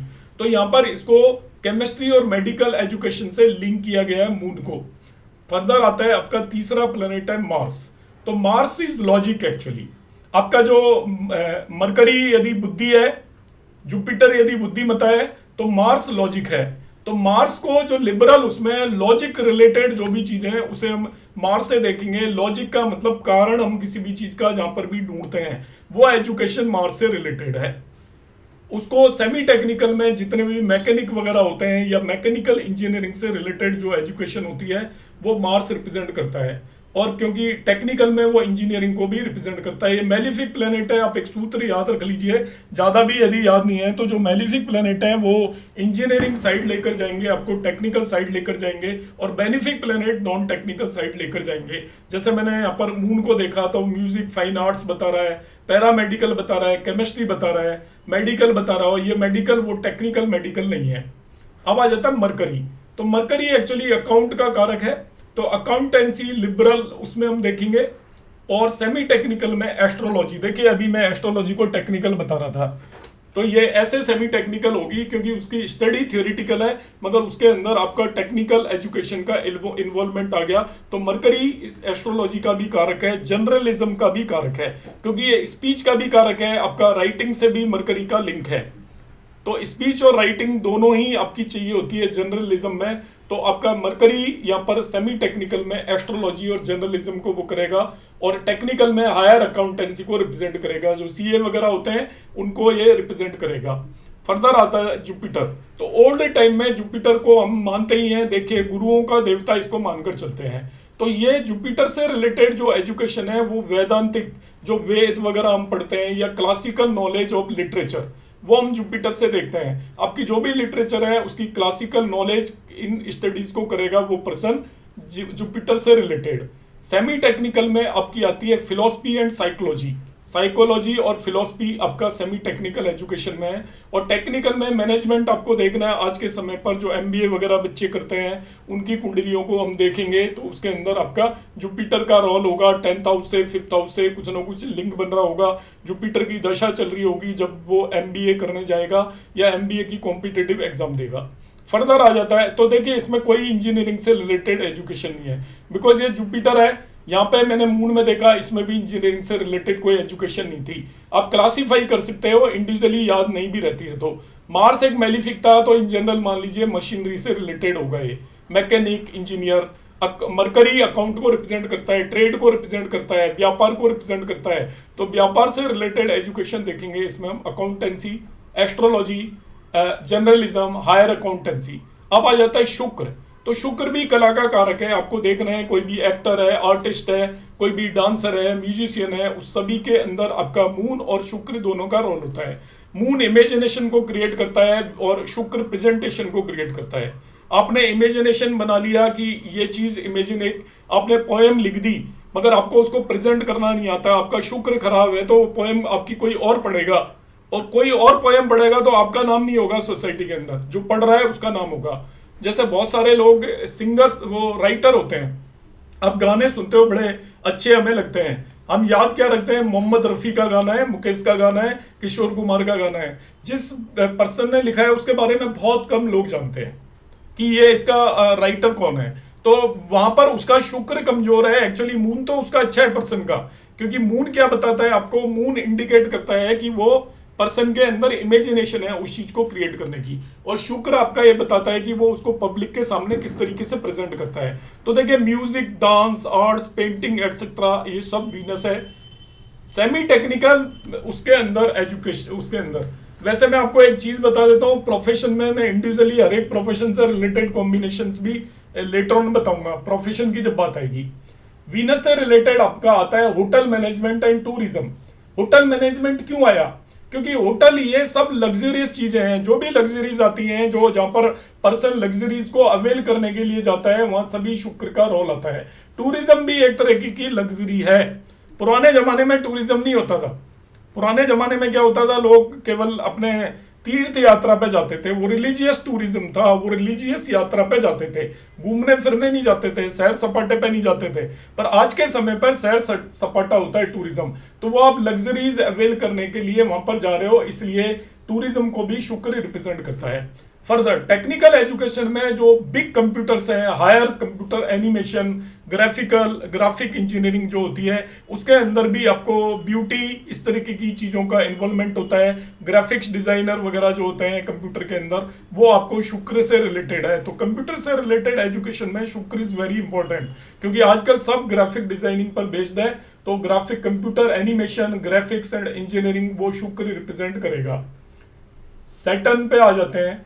प्राचीन विद्या जो भी है आपकी, प्राचीन विद्या में पुराने समय की सभी तरह की विद्या आ जाती है, तंत्र मंत्र भी आ जाते हैं। जो भी पहले के समय की आप विद्याएं पढ़ना चाहते हो, जो अपना ये करते हैं लोग, पुराने समय पर करते थे, क्या बोलते हैं उसको, तंत्र मंत्री बोल दीजिए, लेबर लॉस, क्योंकि सैटर्न लेबर का कारक है, तो लेबर लॉज को भी हम सैटर्न से ही स्टडी करते हैं। सेमी टेक्निकल में ये आपका मैकेनिकल वर्क एंड जियोलॉजी को रिप्रेजेंट करेगा, और टेक्निकल में इंजीनियरिंग को रिप्रेजेंट करेगा। फर्दर आ जाते हैं हम राहु पर। तो राहु एक्चुअली रिसर्च को रिप्रेजेंट करता है लिबरल में, और साइको एनालिटिक वर्क को रिप्रेजेंट करता है। माइंड से रिलेटेड जो भी एनालिटिक वर्क है उसको भी राहु ही रिप्रेजेंट करता है। सेमी टेक्निकल में राहु रिप्रेजेंट करता है पायलट एंड एयर होस्टेसेस को। पायलट एंड एयर से रिलेटेड जो भी काम है वो सारा राहु को दिया हुआ है, ये मान के चलिए। स्पेस जो भी है, स्पेस को रिप्रेजेंट करता है बेसिकली राहु। तो स्पेस को राहु रिप्रेजेंट करता है, क्योंकि आपके जो भी तत्व हैं एग्जिस्ट करते हैं, आपके 5 तत्व एग्जिस्ट करते हैं। हमारा शरीर 5 चीजों से बना होता है, अग्नि, पृथ्वी, जल, वायु और 5वां आकाश है। अब इनके अलावा जो भी चीज एग्जिस्ट की, जो छठी चीज आपने क्रिएट कर ली, वो सभी दुनिया में राहु है।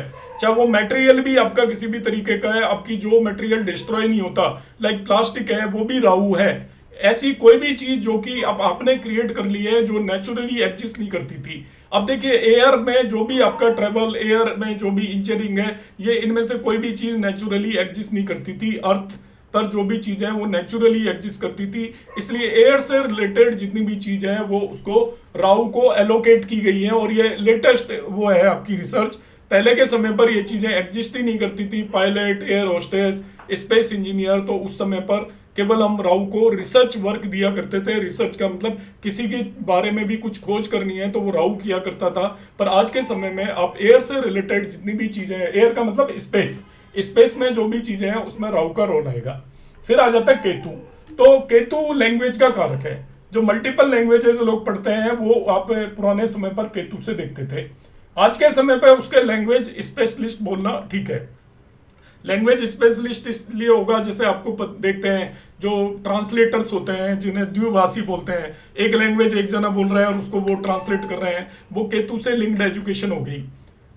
और आज के समय पर जो केतु से रिलेटेड है वो आपका मेट्रोलॉजिकल जो कंप्यूटर्स होते हैं, जो आपके प्रेडिक्ट करते हैं आज बारिश होगी कल बारिश नहीं होगी, वो सारी चीज को केतु से लिंक किया हुआ है। और कंप्यूटर प्रोग्रामिंग लैंग्वेजेस को भी मैक्सिमम लोग ये मानकर चलते हैं, जो भी अलग अलग तरीके की लैंग्वेज है, C++ जो भी आपके कंप्यूटर में चलती है आज के समय पर, वो सभी लैंग्वेजेस को भी आपका केतु ही रिप्रेजेंट करता है। तो ये इन सभी प्लेनेट से रिलेटेड आपकी एजुकेशन को 3 पार्ट में डिवाइड किया हुआ है कि एक पर्टिकुलर प्लेनेट से रिलेटेड लिबरल एजुकेशन कौन सी होगी, सेमी टेक्निकल एजुकेशन कौन सी होगी, टेक्निकल एजुकेशन कौन सी होगी। क्योंकि आप जब देखोगे किसी की कुंडली के अंदर कि 5वें भाव को सूर्य या सन इन्फ्लुएंस कर रहा है या 5th लॉर्ड सूर्य है, अब आपको देखना है उसकी एजुकेशन एक्चुअली क्या होनी चाहिए, उसका इंक्लिनेशन किस डायरेक्शन में होना चाहिए।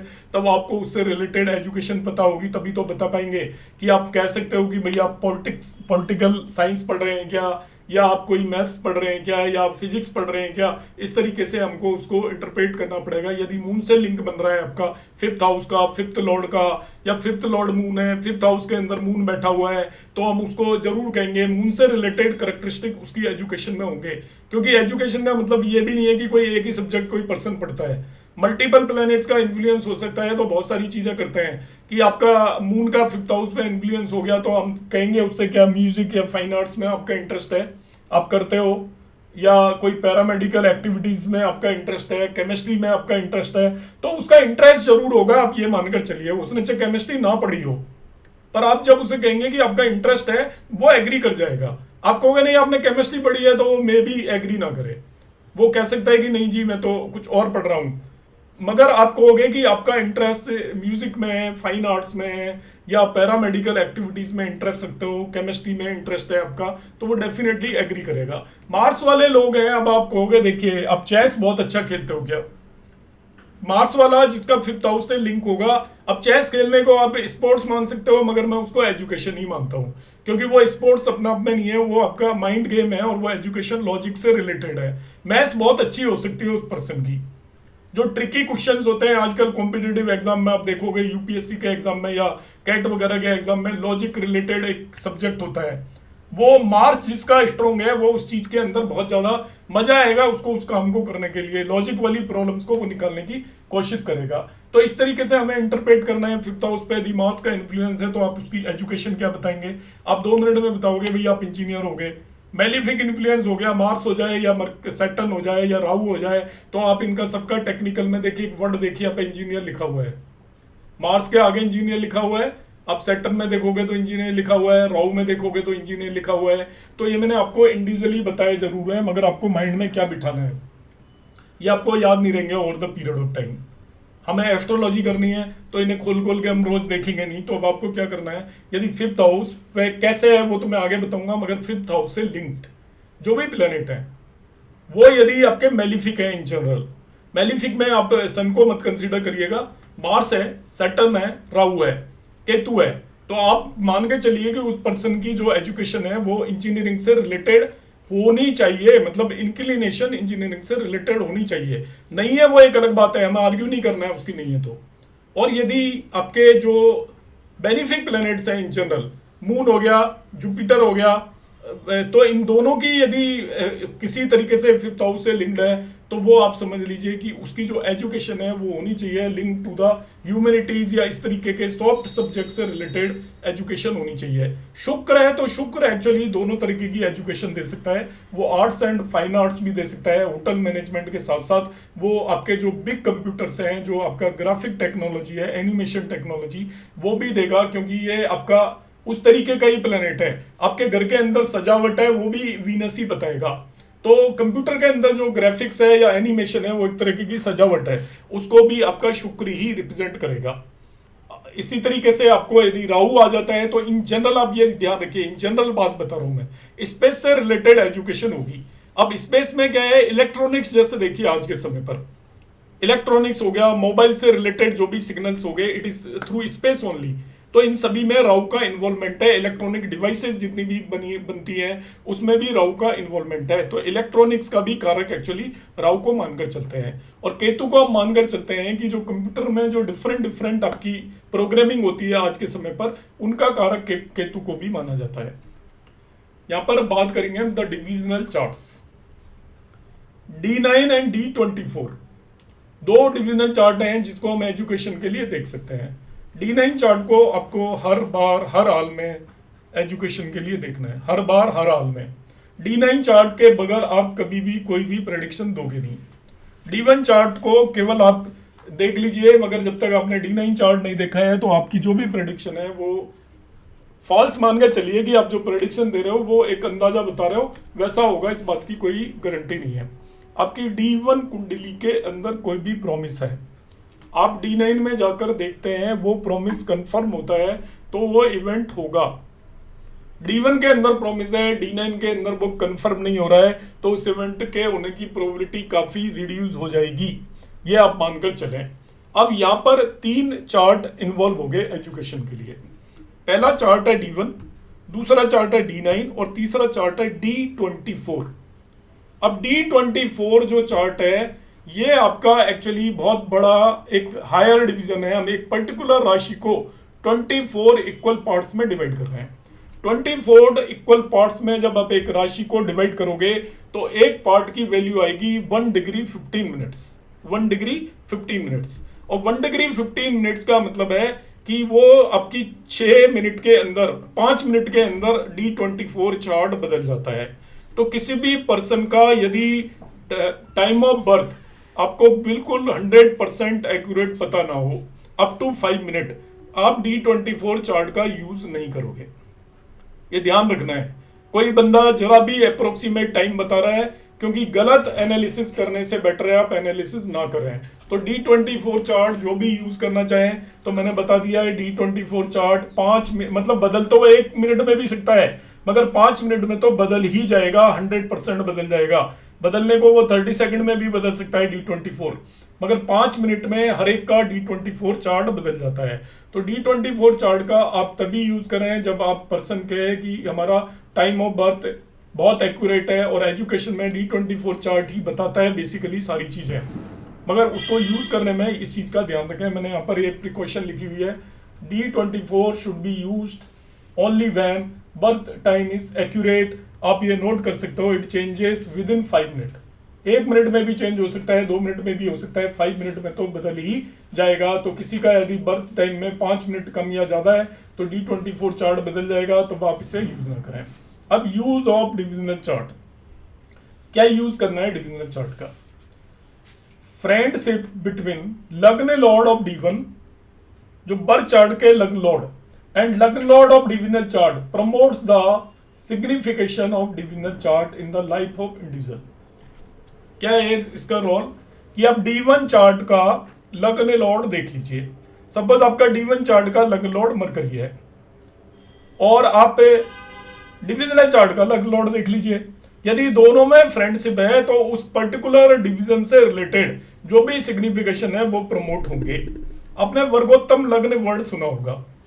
वर्गोत्तम लग्न कब होती है? जब बर्थ चार्ट और नवांश चार्ट दोनों की लग्न सेम हो, उसे हम वर्गोत्तम लग्न बोलते हैं। बर्थ चार्ट और नवांश, अब वो अच्छी क्यों होती है? वो यही रूल है, फ्रेंडशिप की जगह वो सेम हो गया। लग्न लॉर्ड ऑफ D1 और एंड लग्न लॉर्ड ऑफ डिविजनल चार्ट दोनों सेम हो गए, इसलिए वो स्ट्रांग हो जाती है लग्न। उस डिविजनल चार्ट से रिलेटेड आपको रिजल्ट काफी बेहतर मिलेंगे। तो जब भी आपका बर्थ चार्ट मतलब फ्रेंड भी हो गए, जैसे आपका D1 चार्ट की लग्न 1 है, मार्स की लग्न है, और D9 चार्ट की लग्न जुपिटर की होगी 9, तो दोनों आपके मार्स और जुपिटर फ्रेंड हो गए, तो वो आपका बेटर होगा, आपको D9 से रिलेटेड अच्छे मिलेंगे रिजल्ट। ऐसे ही सपोज D1 चार्ट की लग्न आपकी मरकरी की है 3, मिथुन लग्न की कुंडली है, उसका D24 चार्ट ही में मिथुन ही लग्न हो जाए, या 6 वर्गो कन्या लग्न हो जाए, या शनि की लग्न हो जाए, या शुक्र की लग्न हो जाए, 2 7 हो जाए उसकी लग्न, आपकी D24 चार्ट की लग्न टॉरस हो जाए जिसे वृषभ बोलते हैं, और D1 की मिथुन है, तो D24 से रिलेटेड बेटर रिजल्ट मिलने की आपकी पॉसिबिलिटी होगी। तो सबसे पहले हम लग्न को देखते हैं। तो यहाँ पे मैंने लिखा है फ्रेंडशिप बिटवीन लग लॉर्ड ऑफ D1 एंड लग Lord of divisional chart promotes the signification of divisional chart in the life of individual. 1 minute के लिए प्लीज वेट करिएगा।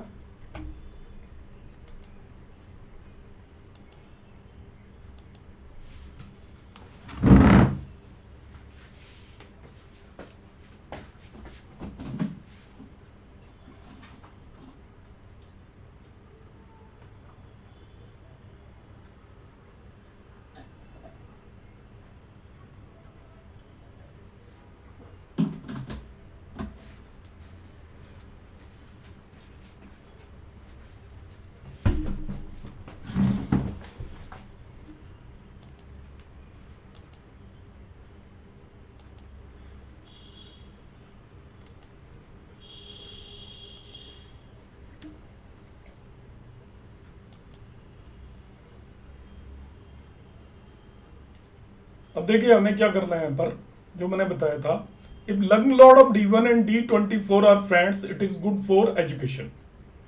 सबसे पहला रूल ये है कि आपका D1 और D24 का आप लग्न लॉर्ड चेक करिए, यदि दोनों फ्रेंड है तो वो it is good for education. आप ऐसा मानकर चलेंगे कि वहां पर एजुकेशन के अच्छे होने की पॉसिबिलिटी होगी। इसमें मैं कई सारे कॉम्बिनेशंस बताऊंगा, किसी एक कॉम्बिनेशन के बेस पर हम कंक्लूड नहीं करेंगे। ये नहीं कि हमने देखा कि लग्न लॉर्ड ऑफ D1 और D24 फ्रेंड हो गए तो आप मान के चलो अच्छी एजुकेशन है, मगर ये एक पॉजिटिव पॉइंट मिल गया, आप टिक लगा लोगे कि ये चीज ठीक है, लग्न lord of D1 and D24 दोनों फ्रेंड है। तो ये मैं आपको प्रैक्टिकल जो आपने यूज करना है वो बता रहा हूं मैं आपको कंसेप्ट, कि D1 का आप लग्न लॉर्ड देखिए और D24 का लग्न लॉर्ड देखिए, यदि दोनों फ्रेंड नजर आते हैं तो आप टिक कर लीजिए, this is a positive point, अच्छी एजुकेशन होगी। और यदि दोनों फ्रेंड नहीं है तो ये नेगेटिव पॉइंट हो गया, आप क्रॉस मार्क कर लीजिए। दूसरा पॉइंट है analyse natal fifth house and fifth lord in divisional chart D24। मतलब आपको फिफ्थ लॉर्ड देखना है D1 का D24 में, जो बर्थ चार्ट का फिफ्थ लॉर्ड को D24 में जाकर देखना है। देखना क्या होता है, आपको देखना है कि वो किस राशि में गया, वो कहीं नीच का तो होकर नहीं बैठ गया D24 में जाकर, 6, 8, 12 में तो जाकर नहीं बैठ गया। यदि वो खराब भावों में जाकर बैठा है तो आप कहोगे वो खराब है। खराब कब है आप नोट कर लो, ये मैं चीज बता रहा हूं। खराब का मतलब क्या हुआ कि वो आपका 6, 8, 12 में जाकर बैठ गया, 6, 8, 12th हाउस में, अपनी नीच या शत्रु राशि में जाकर बैठ गया तो वो खराब है। यदि वो केंद्र और त्रिकोण में जाकर बैठा है, एक्सोल्टेशन ओन साइन में जाकर वो बैठ गया या फ्रेंड साइन में जाकर बैठ गया तो वो अच्छा है। तो आपको बर्थ चार्ट D1 चार्ट के फिफ्थ लॉर्ड को D24 चार्ट में जाकर देखना है कि उसका प्लेसमेंट कैसा है। तो मैंने दोनों चीजें बता दी आपको, अच्छा और बुरा, और इनमें से दोनों में से कोई भी स्थिति नहीं है तो आप उसको न्यूट्रल मानकर चलेंगे। न्यूट्रल मानकर चलेंगे तो वो ना ही तो एजुकेशन में प्रॉब्लम करेगा ना ही आपको सपोर्ट करेगा।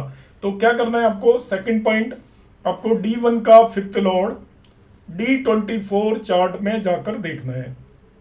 D24 चार्ट के अंदर वो यदि अच्छी स्थिति में बैठा हुआ है, अच्छी स्थिति का मतलब if it is placed in own sign, exaltation sign and kendra and trikona, मतलब उसकी राशि भी अच्छी है, भाव भी अच्छे हैं। वैसे इन जनरल मैं आपको बता देता हूं, एनालिसिस में हम राशियों को ज्यादा वेटेज देते हैं डिविजनल चार्ट में एज कंपेयर टू भावास। राशियों को ज्यादा इंपॉर्टेंस देनी चाहिए एज कंपेयर टू भावास। स्टिल यदि वो आपका फ्रेंड साइन में भी है, अच्छे भाव में भी बैठा है, तो आप मानकर चलोगे it is a very good placement. तो नंबर 2 पॉइंट को आप टिक करोगे। अब एजुकेशन देखने के लिए हम माइन्यूट डिटेल ऑफ एजुकेशन यहाँ पे एनालाइज कर रहे हैं। नंबर 3, एनालाइज वर्ग चार्ट एज इंडिपेंडेंट चार्ट। जो D24 चार्ट है उसको इंडिपेंडेंटली हम एनालाइज करेंगे। See the interaction of houses and planets concerned with education in this chart. अब क्या करना है, देखिए जो मैंने इनिशियली बताया था, आप पकड़ लीजिए आपके जो प्लैनेट्स हैं एजुकेशन से रिलेटेड कौन कौन से हो गए आपके, मरकरी, एक हो गया जुपिटर, और अब यहाँ इस पर्टिकुलर चार्ट में फिफ्थ लॉर्ड भी आपका एजुकेशन से रिलेटेड प्लैनेट हो गया। अब हम देखेंगे कि मरकरी, जुपिटर और फिफ्थ लॉर्ड का इंटरेक्शन क्या 5वें भाव से या लग्न से हो रहा है क्या।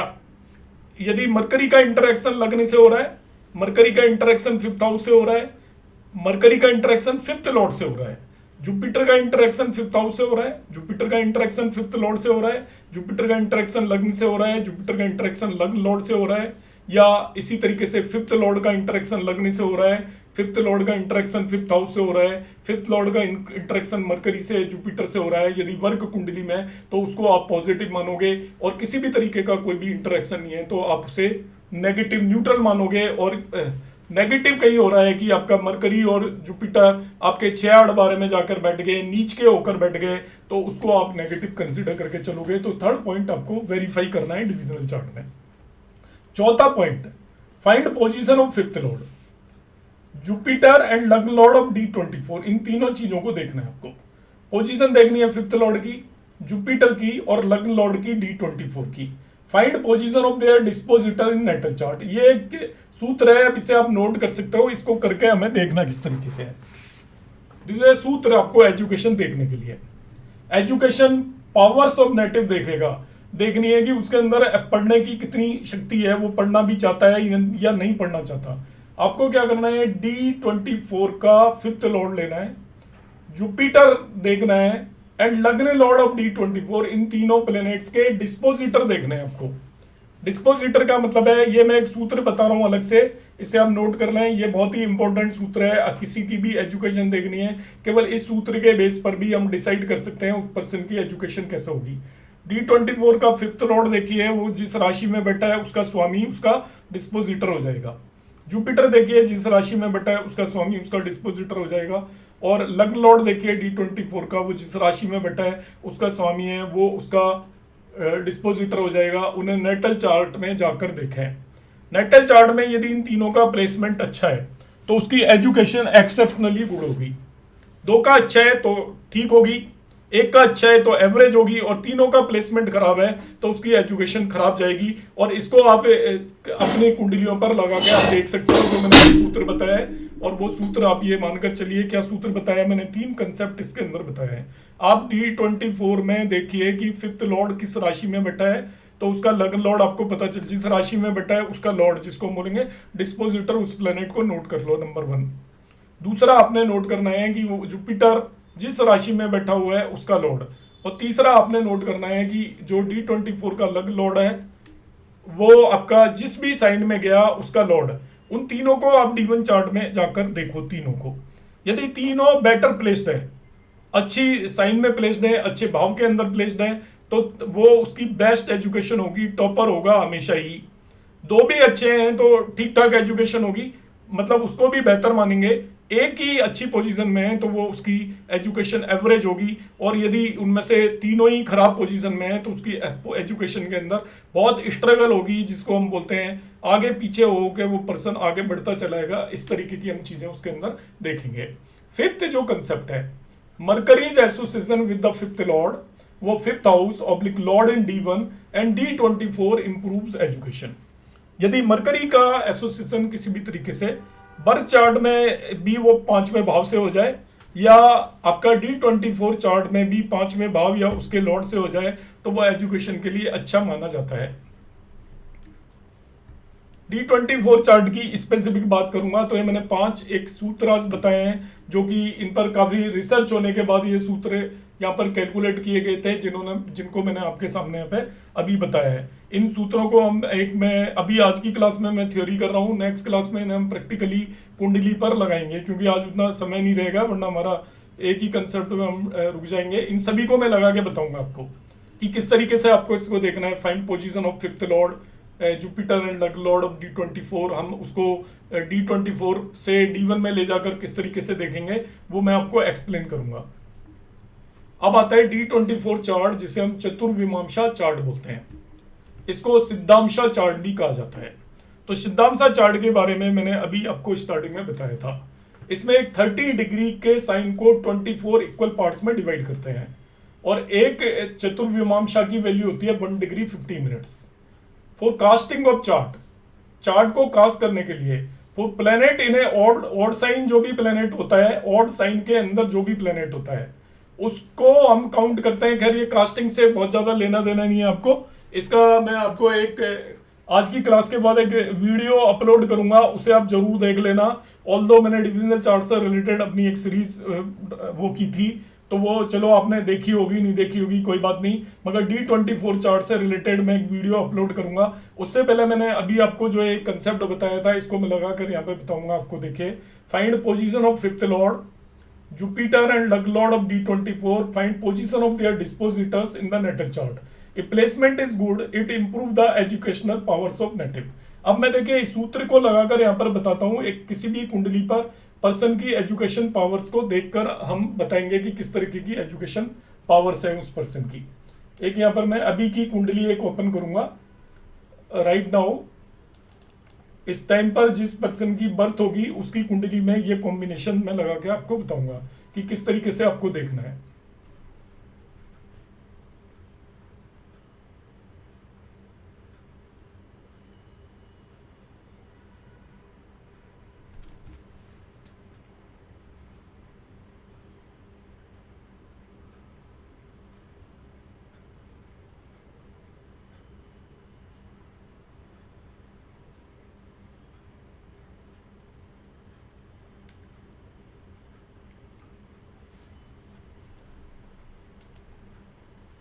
अब अभी जिस पर्सन की बर्थ हुई होगी राइट नाउ, तो ये कुंडली मैंने अभी यहाँ पर आपके सामने लगाई है। ये अभी प्रश्न कुंडली है 5 नवंबर 2024, 2144 दिल्ली की कुंडली है।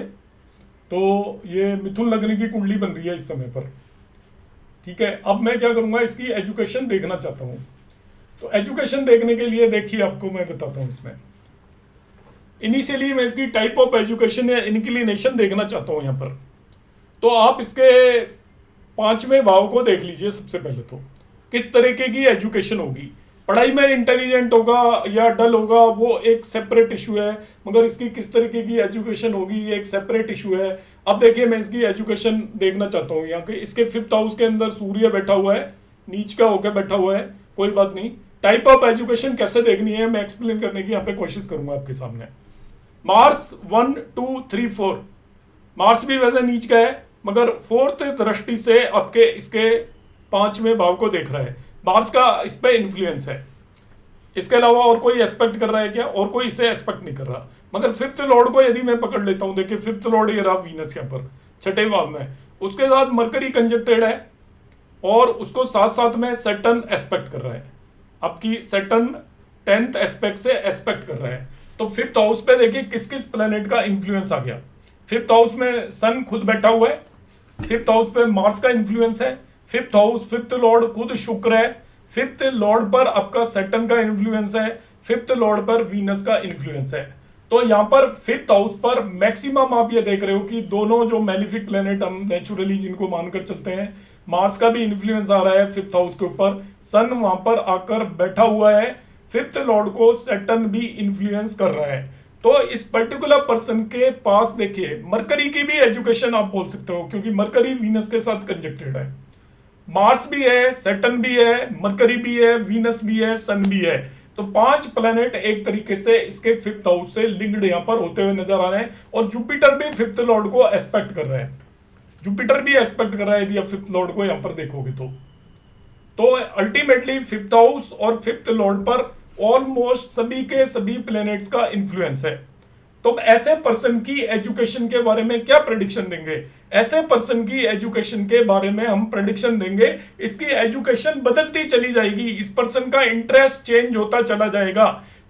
इसकी ऐसी एजुकेशन होगी कि ये 12th किसी चीज से करेगा, 12th के बाद ये पता चलेगा अपनी डायरेक्शन बदल लेगा, इंजीनियरिंग करेगा, इंजीनियरिंग के बाद अपनी फिर डायरेक्शन बदल लेगा, पता लगेगा इसने एमबीए कर लिया या 12th के बाद इसने सीए किया, सीए के बाद इसकी अपनी और कोई डायरेक्शन इसने चेंज की, क्योंकि इसके 5th हाउस पे मल्टीपल इन्फ्लुएंस है। मल्टीपल इन्फ्लुएंस का मतलब जैसे जैसे दशा स्कीम अनफोल्ड होती चली जाएगी, इसकी लाइफ के अंदर अलग अलग टाइम पर अलग अलग दशाएं आएंगी।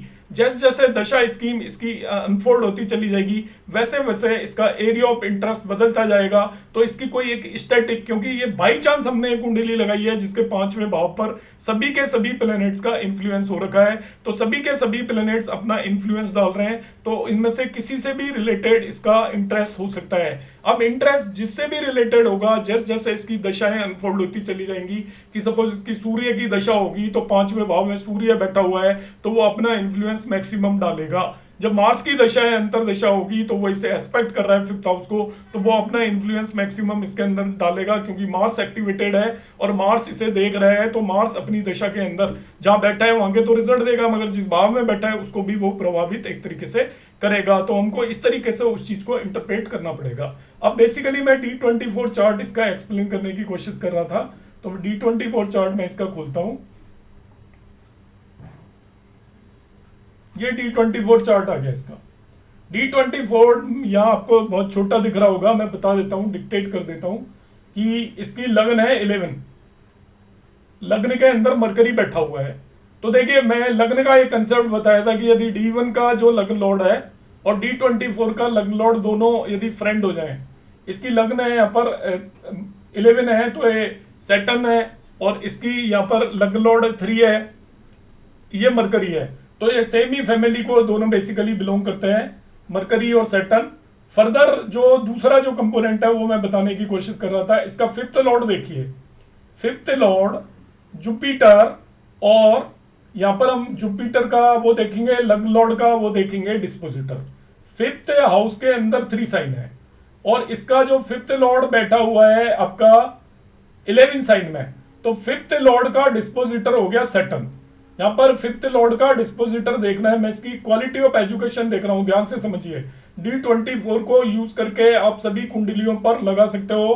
प्रैक्टिकली हम इस चीज को यूज करते हैं, इसलिए मैंने ये फॉर्मूला यहाँ पर लिया है, और ये मैं आपको बता रहा हूं। मैं प्रोफेशन में भी ऐसे कुछ फॉर्मूले बताऊंगा जो कि काफी ज्यादा सटीक लगते हैं। इसका 5th लॉर्ड मैंने देखा, दैट इज मरकरी। D24 में 5th लॉर्ड देखना है। मरकरी का डिस्पोजिटर देखा सैटर्न। सैटर्न को यहां पर जाकर देखिए बहुत स्ट्रांगली प्लेस्ड है वो। सैटर्न बहुत स्ट्रांगली प्लेस्ड है, त्रिकोण में बैठा हुआ है और अपनी ही राशि में बैठा हुआ है, तो सैटर्न स्ट्रांगली प्लेस्ड है। तो देखिए, एक पॉजिटिव मिल गया आपको यहाँ पर एजुकेशन से रिलेटेड। दूसरा मैं देखूंगा इसका D24 का लग्न लॉर्ड। D24 का लग्न लॉर्ड यहाँ पर बैठा हुआ है आपका सैटर्न है, और वो आपका 7 साइन में बैठा हुआ है सैटर्न। यहाँ पर D24 में आपको नहीं भी दिख रहा हो तो मैं बता देता हूं। तो जो D24 के लग्न लॉर्ड का डिस्पोजिटर हो गया शुक्र। शुक्र को यहाँ पर आके मैं देखता हूं आपका, तो शुक्र यहाँ पर मंगल की राशि में बैठा हुआ है, न्यूट्रल साइन में बैठा हुआ है, मगर 6ठे भाव के अंदर ये बैठा हुआ है।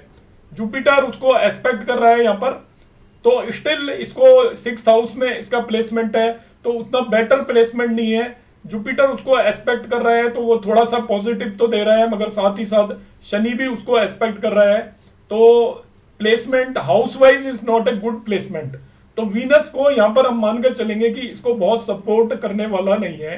कुंडली के 6ठे, 8वें और 12वें भाव में कोई भी ग्रह जाकर बैठ जाता है तो वो थोड़ी प्रॉब्लम क्रिएट करता है, मगर ये एक विपरीत राजयोग भी फॉर्म कर रहा है वीनस। यहाँ पर वीनस इसका 12th लॉर्ड होकर 6ठे भाव में बैठा है, तो विपरीत राजयोग फॉर्म कर रहा है, तो वो थोड़ा बहुत सपोर्ट कर जाएगा, मगर उसको मैं बहुत पॉजिटिव प्लेसमेंट इसको बिल्कुल भी नहीं मानूंगा, क्योंकि इसकी ना ही तो वो फ्रेंड साइन में है, ओन साइन में है, ना ही एक्सोल्टेशन में है, फिर इसका भाव भी थोड़ा खराब ही है, 6th house is a bad house, तो ये इसको एजुकेशन के अंदर उतना सपोर्ट नहीं करेगा। तो ये दूसरा पैरामीटर स्ट्रॉन्ग नहीं है। अब तीसरा पैरामीटर देखूंगा मैं जुपिटर।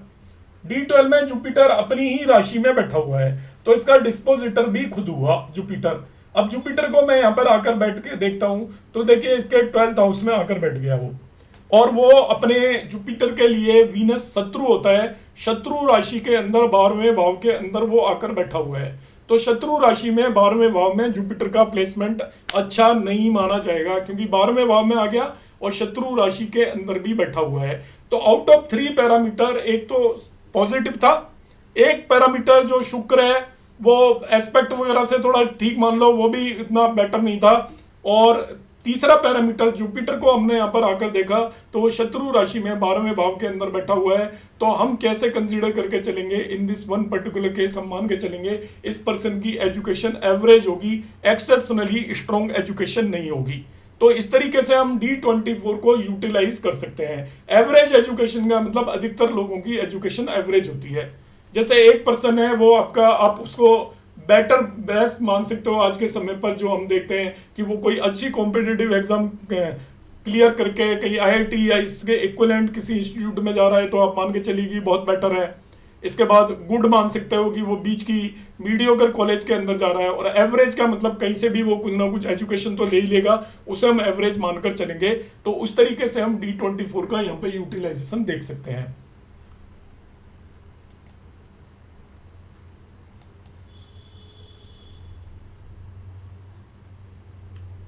अभी देखिए इसमें हम इंटरेक्शन भी देखते हैं फिफ्थ लॉर्ड वगैरह का। एक और फॉर्मूला लगाते हैं हम D24 के अंदर कि यहाँ पर फिफ्थ हाउस का देखिए, फिफ्थ लॉर्ड देखिए लग्न में जाकर बैठ गया। D24 में फिफ्थ लॉर्ड लग्न में बैठा हुआ है, तो fifth Lord is interacting with the लग्न। ये एक कॉम्बिनेशन मैंने बताया था कि फिफ्थ लॉर्ड मरकरी और जुपिटर का इंटरेक्शन फिफ्थ हाउस से आप देखिए। तो पहली बात देखिए, मरकरी का लिंक अपने आप में यहाँ पर हो रहा है फिफ्थ हाउस से, because mercury is the fifth Lord और वो लग्न में जाकर बैठ गया है। जुपिटर का हम कोई इंटरेक्शन देखते हैं, देखिए जुपिटर का कोई भी इंटरेक्शन नहीं है, ना ही तो फिफ्थ हाउस से इंटरेक्शन है, ना ही फिफ्थ लॉर्ड से किसी भी तरीके का इंटरेक्शन है। अब हम देखते हैं यहाँ पर नेक्स्ट लग्न लॉर्ड ऑफ D24। लग्न लॉर्ड ऑफ D24 है, वो भी इनमें से किसी से भी इंटरेक्ट नहीं कर रहा। तो एक पॉजिटिव चीज है केवल यहाँ पर कि फिफ्थ लॉर्ड जो मरकरी है वो आपके लग्न में जाकर बैठा हुआ है, तो वन पॉजिटिव वो है। तो एक पॉजिटिव उम्मीद है जो कि हमने पहले भी देखी थी। जो 3 पैरामीटर्स मैंने बताए थे उनमें से एक पैरामीटर आपका पॉजिटिव था, तो इस पर्सन की एजुकेशन एवरेज होगी। यदि जुपिटर भी फिफ्थ हाउस से किसी तरीके से लिंक हो जाता, लग्न लॉर्ड भी फिफ्थ हाउस से लिंक हो जाता, तो वो एक्सीलेंट एजुकेशन हो जाती। इस तरीके से हम इसको इंटरप्रेट करेंगे।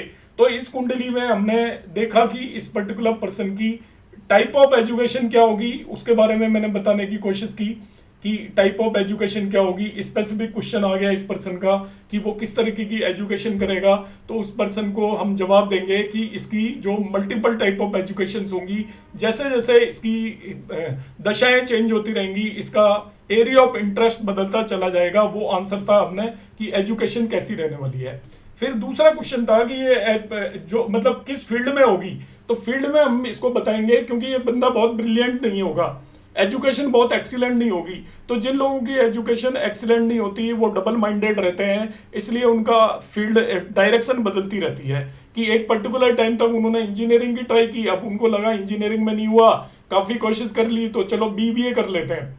इसके बाद उन्होंने BBA कर लिया, इतने में फिर उनकी कोई दशा अंतरदशा बदल गई, फिर वो सोचेंगे BBA में तो ये तो कोई बहुत अच्छी सैलरी नहीं मिल रही, अब हम ट्राई करते हैं कुछ और करने की। तो वो डायरेक्शन एक्चुअली बदलता रहेगा वो पर्सन, क्योंकि इसकी एवरेज एजुकेशन है। यदि इसकी एक्सीलेंट एजुकेशन होती तो वो अपनी डायरेक्शन पर ही टिका रहता और उसी पर आगे बढ़ता।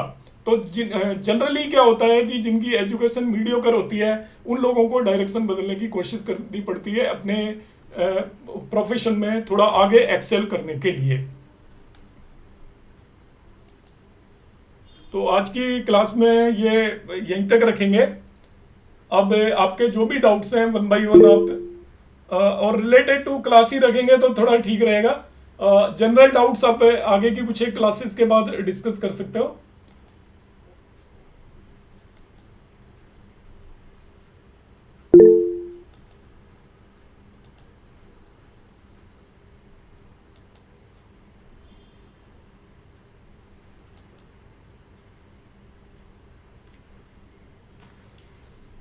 जी आनंद जी,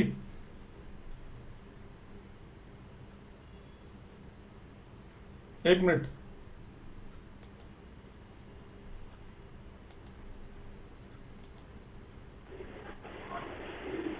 जी नमस्ते सर। जी नमस्कार।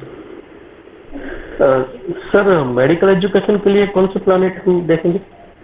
मेडिकल सर स्पेसिफिक मैं कराऊंगा आगे। अभी मेडिकल जनरली मेडिकल के लिए जुपिटर मून और डेंटल है तो मार्स। ओके। राहु का सर रोल नहीं रहेगा इसमें?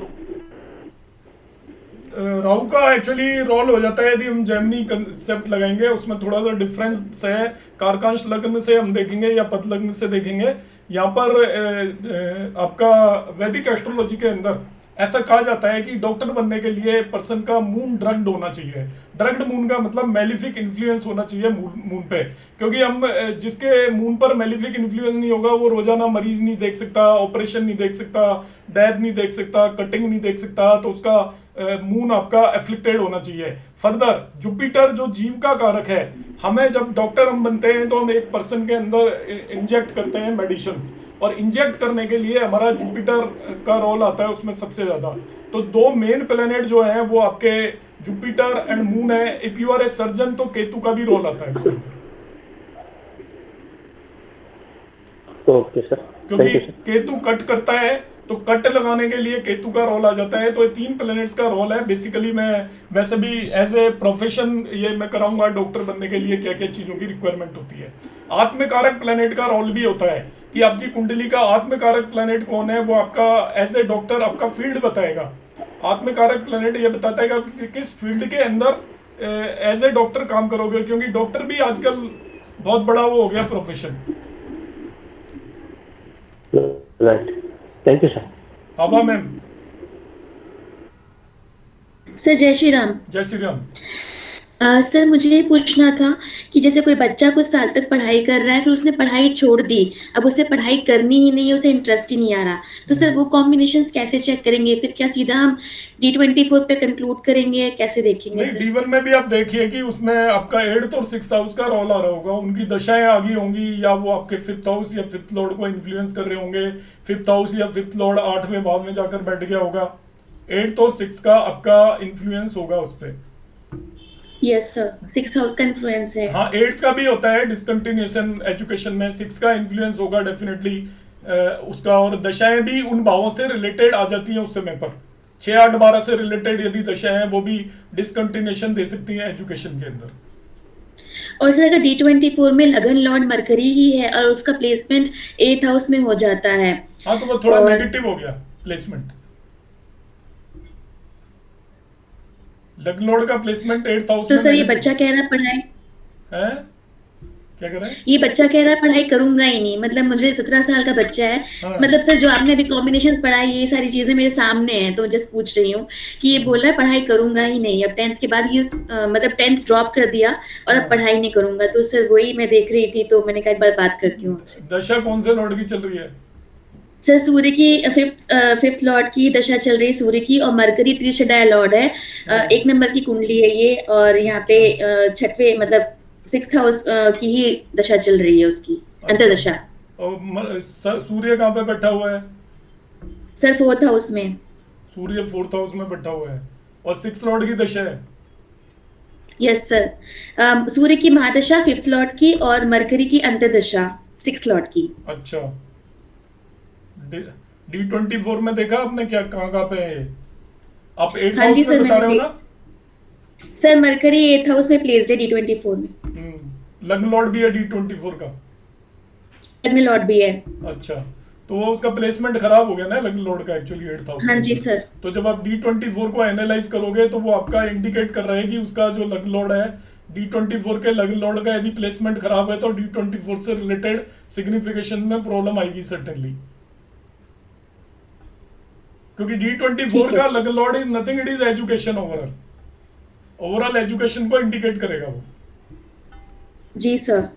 जी जी सर, ठीक है sir, thank you. Anju ma'am.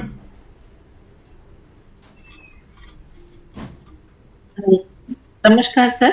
Ji sir मैं नमस्कार। ये पूछना चाहती थी कि अगर 5th लॉर्ड और मरकरी का कनेक्शन है लेकिन 12th हाउस में है, तो उसकी एजुकेशन का क्या?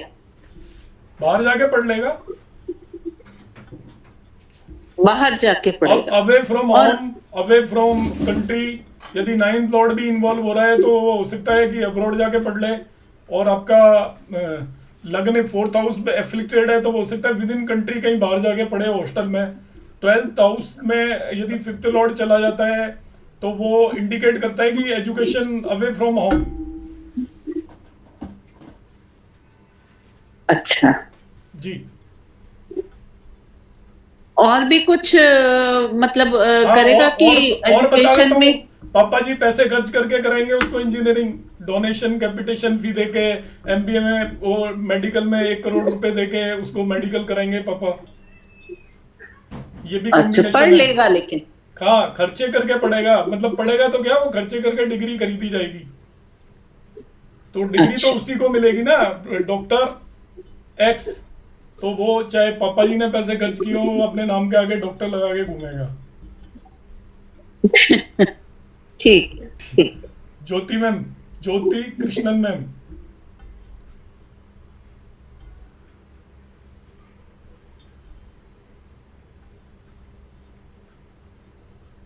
अनम्यूट कर ले मैम। हाँ जी, नमस्कार। जी नमस्कार। आपने कह रहे थे D9 भी देखना चाहिए ना, so we are never spoken about D9। हाँ नहीं, अभी D1 तो में देखे and we are straight away going to D24। D24 में एक्चुअली एजुकेशन से रिलेटेड जो माइन्यूट डिटेल्स हैं वो हम D24 से ही देखेंगे। नहीं, आप अगर D1 से देखे देन D9 से भी कंफर्म करके then we should go to D24 है ना। ठीक, वो जो भी एजुकेशन आपने देखनी है, अभी तो केवल मैंने बेसिक आइडिया बताया है, वो अभी हम देखेंगे पर्टिकुलरली। ये तो मैंने एक्चुअली D24 को कैसे देखना है वो बताया है। D9 को तो जैसे देखते हैं वैसे ही देखना है, यहाँ पे भी वो मैं बताऊंगा नेक्स्ट क्लास। अच्छा, D9 में Okay, thank you. D24 मैंने इसलिए बताया स्पेसिफिकली क्योंकि ये चार्ट यूज टू नहीं होते लोग देखने के लिए। D9 तो हमें हर हाँ। केस में देखना ही पड़ेगा ना, हाँ हाँ, तो वो इस केस D9 में को- भी देखना है। That is right. D1, D9 and D24 तीनों कॉर्डिनेट करके कैसे देखना है। Now we D1 and D24 हम देख रहे हैं, और D9 को भी ऐड करके कैसे देखना है। नहीं, ऐड करके मैं बता देता हूँ, आपका जो क्वेश्चन है उसका आंसर मैं दे देता हूँ। एजुकेशन में आप केवल 3 फील्ड होते हैं आपके पास। एजुकेशन में बहुत बड़ा वो नहीं होता। एजुकेशन में जो छोटे छोटे 3 क्वेश्चन होते हैं, पहला तो किस फील्ड में होगी, दूसरा किस टाइप की एजुकेशन होगी, अच्छी रहेगी या नहीं रहेगी, या डिसकंटिन्यूटी तो नहीं हो जाएगी एजुकेशन के अंदर। यही मेन 3 प्रश्न होते हैं। या आप ये कह सकते हो कि भाई वो अब्रॉड जाके पढ़ेगा या नहीं पढ़ेगा, वो क्वेश्चन अराइज होता है आफ्टर 12th या आफ्टर ग्रेजुएशन या आफ्टर पोस्ट ग्रेजुएशन। तो हमें क्या करना है कि बेसिकली जो उसकी एजुकेशन कैसी रहेगी उसका जो ज्यादा जवाब वो D24 देगा, ना कि D1 और D9। D1 और D9 आपको ये बता देंगे कि किस फील्ड के अंदर एजुकेशन होगी, और प्रॉमिस भी बताएंगे थोड़ा, मगर आपको बिल्कुल माइन्यूट डिटेल देखनी है। जैसे मैंने अभी बताया, एक सूत्र मैंने बताया कि एवरेज एजुकेशन होगी या एक्सीलेंट एजुकेशन होगी, तो आप उसके लिए D24 चार्ट को देखना बहुत जरूरी है। थैंक यू जी, ओ जी, थैंक यू। सुभाष सर। नमस्कार सर। जी नमस्कार सर। मेरा थोड़ा कंफ्यूजन है, मैं पूछना चाह रहा, जी सर। बहुत बेसिक है जी सर, पूछा। कि you said the 5th house is the inclination and it has the effect of 60% on the education. जी, But the 5th house is not a free will house. 5th house is Free not will house. 5th house is not a free will house. Free will house नहीं है. Female house नहीं है। Free will. हाँ, free will house नहीं है। अच्छा ठीक है। हाँ, 3, 6, 10, 11 फ्री विल हाउस है। यस। तो 5th हाउस के जो भी फुटेशन है, हाँ। वो इंक्लिनेशन क्यों, फिर वो बाइंडिंग क्यों नहीं? दैट इज व्हाई मैं बेसिक क्वेश्चन पूछ रहा हूँ। नहीं, 5th house is why inclination not binding. हाँ, बाइंडिंग क्यों नहीं है? क्योंकि जब फ्री विल हाउस नहीं है वो, नहीं, वो ठीक है सर, क्योंकि एक्चुअली क्या है कि तो जो बाइंडिंग हाउस। नहीं, एजुकेशन में जब हम देखते हैं कि आफ्टर 10th जो एजुकेशन है वो हम 5th हाउस से देखते हैं। 10th तक एजुकेशन देखते हैं हम 4th हाउस से। तो 10th के बाद ही हमारी चॉइस आती है, उससे पहले तो हमारी चॉइस आती ही नहीं है एजुकेशन में। मेरा ये सवाल है हाँ। कि जब 5th house impacts around 60% of the total education, yes. मैं बहुत बेसिक कंफ्यूजन मेरा क्लियर करना चाह रहा जी जी जी। कि 5th house is a 60% bearing on everybody's education, जी and simultaneously we are saying the fifth house is the inclination जी and not the final binding force, जी whereas fifth house is not a free will house. Yes Then but sir why not is a final decision maker? भाई final decision maker Why not is a final decision maker for the education? fifth house basically sir in all the cases it is the inclination house, in everything it is the inclination house. Sir, inclination is a free will ना, मेरा choice है, नहीं पर यहाँ choice नहीं है ना. वो करेक्ट है सर, क्योंकि उसमें क्या है कि इंक्लिनेशन का मतलब यहाँ पे सिंपली इतना ही है कि आप किस चीज में इंटरेस्टेड हो. इंक्लिनेशन का मतलब है, मगर फ्री विल नहीं मिलेगी फिफ्थ हाउस से आपको चूज करने की फ्री विल नहीं है, आपको कंपल्सन मिलेगा, आपको जो सब्जेक्ट मिलेगी वही लेनी पड़ेगी. दैट इज ऑल्सो वही inclination बोलो, फिर finally you will go to that path only. Yes that path finally क्योंकि विल गो आपने टू दैट पाथ. करेक्ट. वो तो लाइक हम चाहते हैं इंजीनियरिंग करना चाहें मगर हमें एडमिशन नहीं मिल रहा है तो हमें कंपल्सन हो गया हमारे ऊपर, we are bound to take जो भी सब्जेक्ट हमें मिल रही है, जैसा कि होता है स्कूल्स वगैरह में. ओके, जी सर. मेरे को वही जानना था कि भाई यहाँ अपन फ्री विल यूज कर सकते हैं क्या, नहीं कर सकते? नहीं, वो तो उसमें जरा हमें कंपल्सन होगा. Okay, thank you. Prabhat Singlu ji. जी नमस्कार डॉक्टर साहब. जी नमस्कार जी. दरअसल में ये सवाल मेरा ये था कि पंचमेश जो है जैसे नीच का हो जाता है ना, और वो अष्टमेश के साथ युति में भी है, और दशा जो है एक बेनिफिक की चल रही है, जुपिटर जैसे बेनिफिक की जिसको पंचमेश देख भी रहा है नीच का होकर. अच्छा. तो ऐसे में हमारे दोस्त के बच्चे की आई थी कुंडली, तो ऐसे ही वो पूछ रहे थे कि हिस्ट्री अभी तक पढ़ना चाह रही थी, 12th में है, अब अगले साल जाएगी उसमें वो यूनिवर्सिटी में. अभी हिस्ट्री कह रही थी, अब कह रही लॉ पढ़ूंगी. तो मैंने कहा नहीं ठीक है मैंने कहा ठीक है ये, और चूंकि दशा लॉर्ड जो है जुपिटर वो थोड़ा वो रेट्रो भी है. तो हमने कहा ठीक है ये अभी चलेगा, लेकिन लॉ में भी कोई बुराई नहीं है. तो पता नहीं मैं कितना हद तक सही था नहीं तो क्योंकि नीच का पंचमेश है और अष्टमेश की द्युति है, और पंचमेश जो है शनि की नक्षत्र में है. नहीं, वो किस भाव में बैठे हैं? लगन में दोनों लगन में बैठे हैं. पंचमेश और अष्टमेश लगन के अंदर बैठे हुए हैं. हाँ, अष्टमेश जो है वो सप्तमेश भी है, मतलब शनि होके. तो एजुकेशन तो कुछ खास नहीं होगी उसकी. अच्छा, मतलब अभी तक भी नहीं होगी, आप पूछना. अभी तक तो सही जा रही है, मतलब उसका तो अच्छे स्कूल में पढ़ रही है, अच्छे मार्क्स स्कोर कर रही है 90% के करीब. अच्छा, लेकिन वो जो जो कौन सा सब्जेक्ट है अभी उसपे? अभी ह्यूमैनिटीज है, हिस्ट्री अच्छा. और पॉलिटिकल साइंस, साइकोलॉजी है, लेकिन अब वो लॉ में इंटरेस्ट भी दिखा रही. हाँ, तो लॉ में जुपिटर की दशा में हो सकता है लॉ में चली जाए, ठीक रहेगी. जी. हाँ, तो मैंने कहा नहीं करने दीजिए आगे. नहीं, जुपिटर की दशा में यदि लॉ में जाएगी तो बेटर रहेगा जी. और जुपिटर भाग्येश भी है. हाँ, 9th लॉर्ड हो गया तो वो अपने आप में 9th लॉर्ड और जुपिटर हो गया तो उसकी दशा उसको उधर ही लेके जाएगी श्योर, लॉ की तरफ. 9th हाउस लॉ को रिप्रेजेंट करता है, 6th 9th दोनों लॉ को रिप्रेजेंट करता है. 9th इज एक्चुअली जुडिशरी जी. वो. अच्छा, 9th is judiciary not 6th. तो 9th की दशा है तो डेफिनेटली जो जुडिशरी है वो 9th हाउस से रिप्रेजेंट होती है. अच्छा. तो दैट इज वाई वो उसका इंक्लिनेशन टुवर्ड्स लॉ जा रहा है, वो लॉ ही करेगी फिर. हाँ, और जुडिशियल सर्विसेज की तरफ जा रहा है, लॉयर बनने की तरफ जैसे ज्यादा जुडिशियल सर जुडिशियल सर्विसेज को 9th हाउस ही रिप्रेजेंट करता है, वही कर रहा हूं मैं.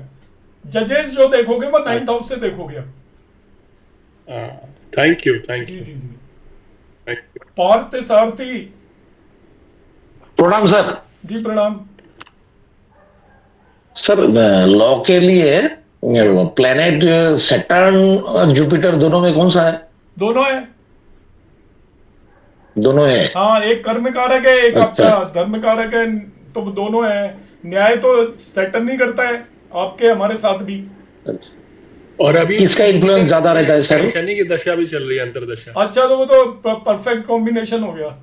नहीं, इन्फ्लुएंस दोनों का होता है, दोनों के बगैर नहीं हो सकता आपका जुडिशियरी में कभी भी। सैटर्न का भी रोल है और जुपिटर का भी है। 9th हाउस और 7th हाउस का अगर राशि एक्सचेंज हो जाए जुपिटर सैटर्न में, नहीं अच्छा है वो तो। बाहर जाके, जी सर, बाहर जाने में एक्चुअली 3rd और 12th का भी थोड़ा रोल होता है। 7th का नहीं रोल होता है सर। 7th का भी हो जाता है, शॉर्ट ट्रेवल के लिए होता है, वो जाके बस नहीं सकता 7th की वजह से।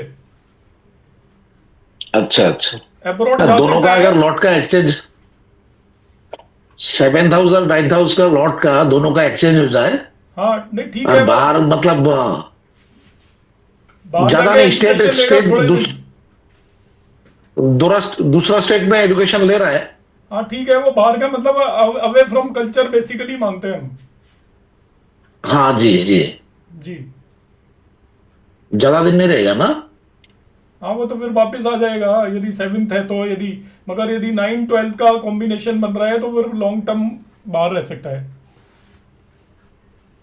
अच्छा अच्छा सर, एग्जाम सक्सेस के लिए कुछ कॉम्बिनेशन मिलेगा जैसे? एग्जाम के बाद आगे? में बात करेंगे, अभी तो एक्चुअली हम इनिशियल करेंगे एग्जाम में सक्सेस की वही। बात नेक्स्ट क्लास में। हाँ हाँ हाँ, okay sir, okay, thank you sir, thank you sir, प्रणाम सर। प्रणाम। कविता मैम।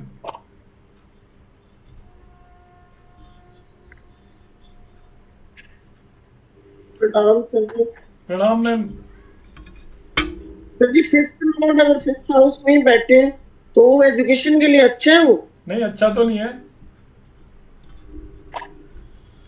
और 6th हाउस में जाकर वो थोड़ा कमजोर हो जाएगा ना। हाँ, पर उसमें जुपिटर की सिर्फ आस्पेक्ट पड़ रहा है तो वो ठीक और है, बुध पर का भी कोई संबंध नहीं बनता। प्लेसमेंट तो थोड़ा खराब हो ही गया ना। हाँ जी, और जो बृहस्पति का एस्पेक्ट है वो भी उसको फायदा नहीं करेगा। नहीं करेगा, पर वो आपका प्लेसमेंट तो थोड़ा वीक हो गया ना, उस पर और कहीं एस्पेक्ट होता तो ज्यादा बेटर होता। उसको सेव कर लेगा, उसकी डिसकंटिन्यू नहीं होगी, एजुकेशन बचा लेगा। पर वो ऐसे एजुकेशन जैसे उसमें जुपिटर ज्यादा मदद नहीं करता।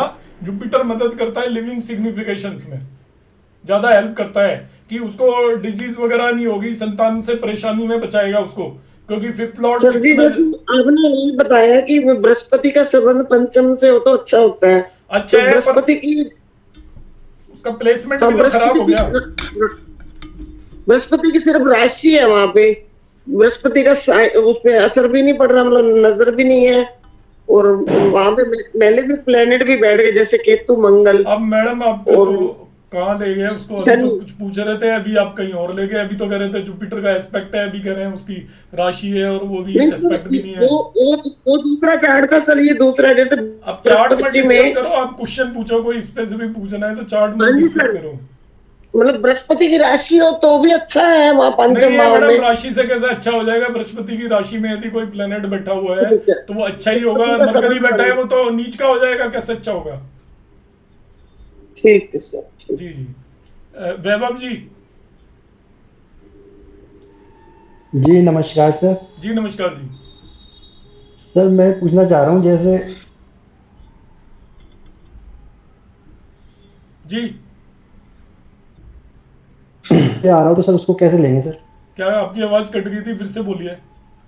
हाँ जी, मैं पूछना चाह रहा हूँ सर, जैसे कोई प्लेनेट किसी अगर लग्न के लिए अकारक है, वो जुपिटर अकारक हो जाए और उसका एस्पेक्ट 5th हाउस पे आ रहा हो, तो सर उसको एजुकेशन के लिए कैसे लेंगे सर? उसकी जो नेचुरल नेचर को लेकर चलेंगे। नेचुरल नेचर का भी असर होता है हमेशा, जब भी आप एस्पेक्ट देखते हो, दोनों क्राइटेरिया को देखो। जुपिटर का नेचुरल एस्पेक्ट भी असर डालेगा, उसको अच्छा माना जाएगा एजुकेशन के लिए, चाहे वो अकारक हो या मेलिफिक हो।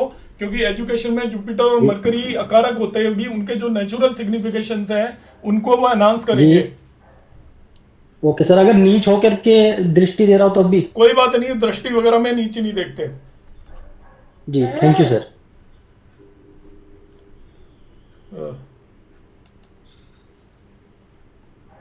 कोकिला मैम। हाँ जी सर, प्राइमरी एजुकेशन 10th तक की देखनी हो किसी बच्चे की तो 4th हाउस पे देखेंगे ना सर, क्या क्या प्लैनेट्स बैठे हैं। जी जी जी।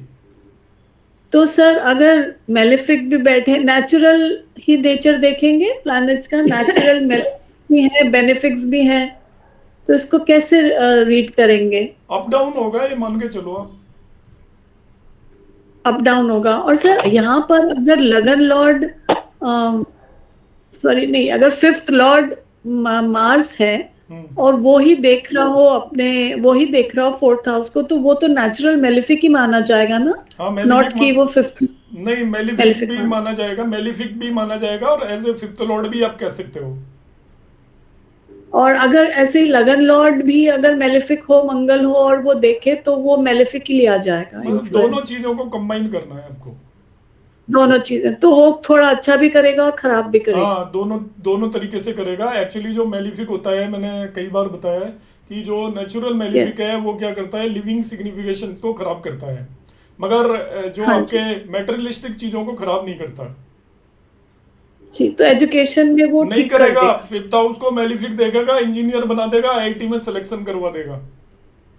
हाँ, तो मतलब एजुकेशन अच्छी कर देगा ना मेलेफिक। एजुकेशन में प्रॉब्लम क्रिएट नहीं करेगा वो। और सर एक चीज और, मैं भूल गई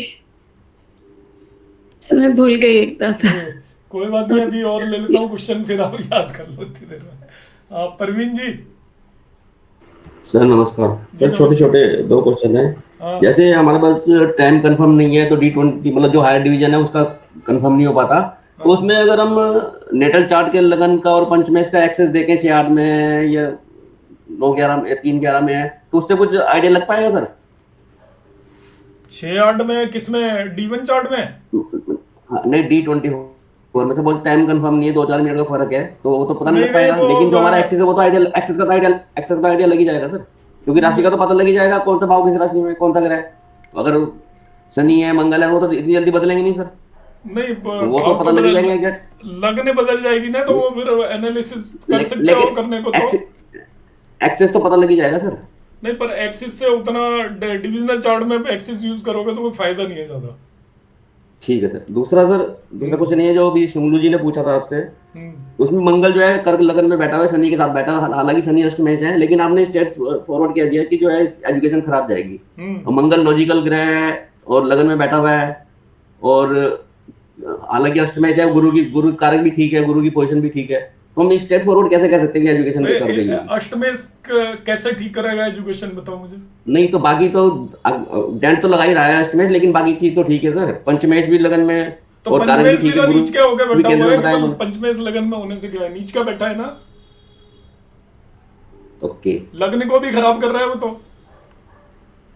नहीं, लगन को तो खराब कर रहा है, अगर हम एजुकेशन की पॉइंट ऑफ व्यू से देखें, तो आप क्या मतलब फिफ्थ लॉर्ड आपका नीच का हो गया, तो वो एजुकेशन ठीक करेगा क्या? नहीं, इतनी ज्यादा नहीं, लेकिन जब कारक भी हमारा ठीक है, केंद्र में बताया इन्होंने गुरु। नहीं, ऐसा है ना, देखो आप एक एक चीज देखो ना कि आपका पंचमेश नीच का हो गया, रेट्रो भी है। ठीक है सर, समझ गया। दूसरा सर अष्टमेश के साथ है। अष्टमेश के साथ है तो डबल अफ्लिक्शन हो गया कि नहीं पंचमेश पे? ठीक है, तो पूरी तरीके से पीड़ित हो गया। पूरी तरीके से पीड़ित है तो वो क्या करेगा, आपको यूटिलाइज करें या तो हम उस तरीके से। अब इनकी दशा बेटर है, वो 9th लॉर्ड की दशा चल रही है, तो इनका कोई खास रोल है नहीं अभी एट प्रेजेंट। तो 9th लॉर्ड और जुपिटर अपने नेचुरल सिग्निफिकेशंस के बेसिस पे इनको लॉ से रिलेटेड एजुकेशन दे सकता है, और जुपिटर की दशा यदि लंबी चलेगी तो इनका जुडिशरी की कम्पिटिटिव एग्जाम भी निकाल सकते हैं, लंबी यदि चलती है उस समय तक। तो दूसरा, अगर पंचमेश पे टेक्निकल मतलब मेलेफिक ज्यादा प्रभाव है, शनि और मंगल है, तो 12-13 साल है उसमें। हाँ, तो उसको उसके बाद अगर कर सकता है, टेक्निकल एजुकेशन देंगे यदि मेलेफिक का इन्फ्लुएंस है तो। इसके बाद अगर गुरु के बाद जब शनि की दशा आएगी तो हो सकता है वो चेंज कर ले, टेक्निकल की तरफ चला जाए, कुछ ऐसा हो सकता है सर? वो तो इनके बता रहे ना काफी लंबे समय तक है। नहीं, सैटर्न की दशा लॉ दे देती है। सैटर्न जुपिटर दोनों लॉ के कारक हैं। ठीक है, सैटर्न तो कारक है ही सर लॉ का। हाँ, लेकिन जुपिटर रेट्रो है, जुपिटर रेट्रो भी है। कोई बात नहीं, वो दे देगा, थोड़ा डिले करके देगा। ठीक है सर। सुशांत कुमार जी। जी सर, प्रणाम। प्रणाम जी। सर मेरा एक दो सवाल है। हाँ जो D24 अभी आपने दिखा रहे थे उसमें मरकुरी लग्न में बैठा था, तो अगर D4 में लगन में मरकुरी बैठेंगे तो इसमें एजुकेशन पर कैसे प्रभाव पड़ेंगे? अच्छा है लग्न में यदि मरकरी बैठा है तो, फिफ्थ लॉर्ड भी है। नहीं, जैसे मेरे मन में एक सवाल है कि मरकुरी एजुकेशन का कारक होता है, तो अगर वो वर्ग कुंडली से हम विचार करते हैं, अगर उसी का कारक यहाँ पर बैठ जाए तो खराब हो तो जाता है। एजुकेशन नहीं पड़ेगा? नहीं, पर उसको यदि मेलिफिक देख रहे हैं तो ज्यादा खराब पड़ेगा, वैसे इन जनरल नहीं पड़ेगा यदि मेलिफिक एस्पेक्ट नहीं है तो। नहीं, हमने कहीं पढ़ा था तो इसलिए नहीं, मैंने वो पूछा कि मैंने भी पढ़ा है कि यदि किसी भी डिविजनल चार्ट का कारक यदि उसकी लग्न में बैठ जाए तो वो कारक को भावनाशय होता है, मगर उसमें उस पर मेलिफिक इन्फ्लुएंस हो तो ज्यादा खराब करता है वो। जी जी जी, यही दो सवाल थे मेरे। हाँ, मेलिफिक इन्फ्लुएंस नहीं है तो उतना खराब नहीं करेगा। जी जी जी, थैंक यू गुरु जी, प्रणाम। श्रेयासी मैम। हाँ नमस्ते सर। जी नमस्कार मैम। हेलो जी नमस्कार। सर मुझे ये दो सवाल पूछने थे। पहला सवाल है कि 4th हाउस में सपोज केतु बैठा हुआ है और मेरा मीन राशि का लग्न है, तो प्राइमरी यानी 10th तक ज्यादा एफर्ट डालने होंगे क्या बच्चे को? 10th तक? हाँ, 4th हाउस रिप्रेजेंट फिर स्टडीज के 10th करके आपने बताया था, है ना? यस यस उधर अगर केतु होता है तो जरा ज्यादा एफर्ट डालना होगा क्या? एफर्ट वो डालेगा ही नहीं। ओके। वो थोड़ा एजुकेशन की 10th क्लास तक वो थोड़ा एजुकेशन के टुवर्ड्स एजुकेशन थोड़ा न्यूट्रल सा होगा, मतलब मस्त होगा। हाँ, और हम लोग अगर फोर्स करते तो वो पढ़ाई करता है, लेकिन करता अच्छा पढ़ाई करता है, लेकिन खुद से उसको अभी तक अंदर से वो ये नहीं आया। हाँ, वो मस्त होगा, मस्त जिसे कहते हैं ना मस्तराम मस्ती में आग लगे बस्ती में, वैसा होगा वो। हाँ सर, और दूसरा क्वेश्चन है, अभी इसका 4th हाउस जो है कैंसर आता है, क्योंकि 4th हाउस क्या है?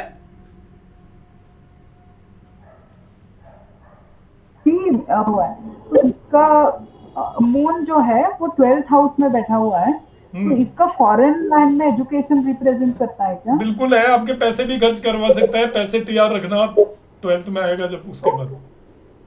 ओके जी। यानी अभी 5th लॉर्ड जो है 12th में बैठा तो फॉरेन लैंड में एजुकेशन हाँ, फॉरेन में या फॉरेन से रिलेटेड फॉरेन यूनिवर्सिटी में या आपका अवे फ्रॉम होम, इनमें से कुछ ना कुछ हो सकता है। ओके सर, और 11th हाउस से ये 5th हाउस पे एस्पेक्ट हो रहा है, सन मार्स और मर्क्यूरी का एस्पेक्ट है, और मार्स उच्च का है इसका, इस हाउस से ये कर रहा है, तो इसका टेक्निकल एजुकेशन दिखाता है ना सर, यानी आईआईटी में निकाल सकता है क्या ये? आईआईटी का तो मैडम और बहुत सारी चीजें देखनी पड़ती हैं, केवल इस पर डिपेंड नहीं करता। और लग्न स्ट्रॉन्ग होनी चाहिए, लग्न लॉर्ड स्ट्रॉन्ग होना चाहिए, राजयोग होने चाहिए कई सारे कुंडली में। हाँ सर, इसका जुपिटर लग्न लॉर्ड है और जुपिटर लग्न में ही बैठा है। अच्छा, वो तो फिर स्ट्रॉन्ग होगी लग्न। हाँ, लेकिन सैटर्न बैठा है। राजयोग कितने हैं कुंडली में? वो देखने होंगे सर, लेकिन सैटर्न भी बैठा हुआ है 7th हाउस में, और 5th हाउस को जैसे मैंने बोला सन मार्स और मर्क्यूरी तीनों एस्पेक्ट कर रहे हैं। नहीं, वो मैडम वो ऐसा बताना थोड़ा पॉसिबल नहीं है, क्योंकि वो ओवरऑल कुंडली को एनालिसिस करना पड़ता है। आईआईटी वगैरह के लिए कॉम्बिनेशन स्ट्रॉन्ग होने चाहिए। अब जैसे बता रहा हूँ वो थोड़ा केवल एक दो प्लेनेट के बेस पे बता नहीं सकते इस चीज को। Okay sir. हाँ जी, तो आप जैसे डिटेल में जाओगे वैसे वैसे हम खुद से भी एनालाइज करने की कोशिश आप कर लेना। नहीं, एंड में हम इसकी कुंडली लगा लेंगे क्लास में किसी में। हाँ सर, ओके, थैंक यू। जी जी, अमित जी। प्रणाम सर। प्रणाम जी। सर, किसी का सर D9 और D24 कंफर्म ना हो लेकिन लग्न चार्ट कंफर्म हो, तो वहां पे कैसा देखें सर? लग्न चार्ट तो कंफर्म हो जाएगा, तो वो ऐसा है कि आप थोड़ा आउटर देख के बता सकते हो, उन चीजों को कंफर्म नहीं किया जा सकता। सर भाव भावेश कारक क्या 5th से 5th और बुध से 5th ऐसा देख सकते हैं? नहीं, वो तो आप एक मान के चलोगे, उस 2 घंटे में जितने भी लोग पैदा हुए होंगे सबका सेम ही होगा।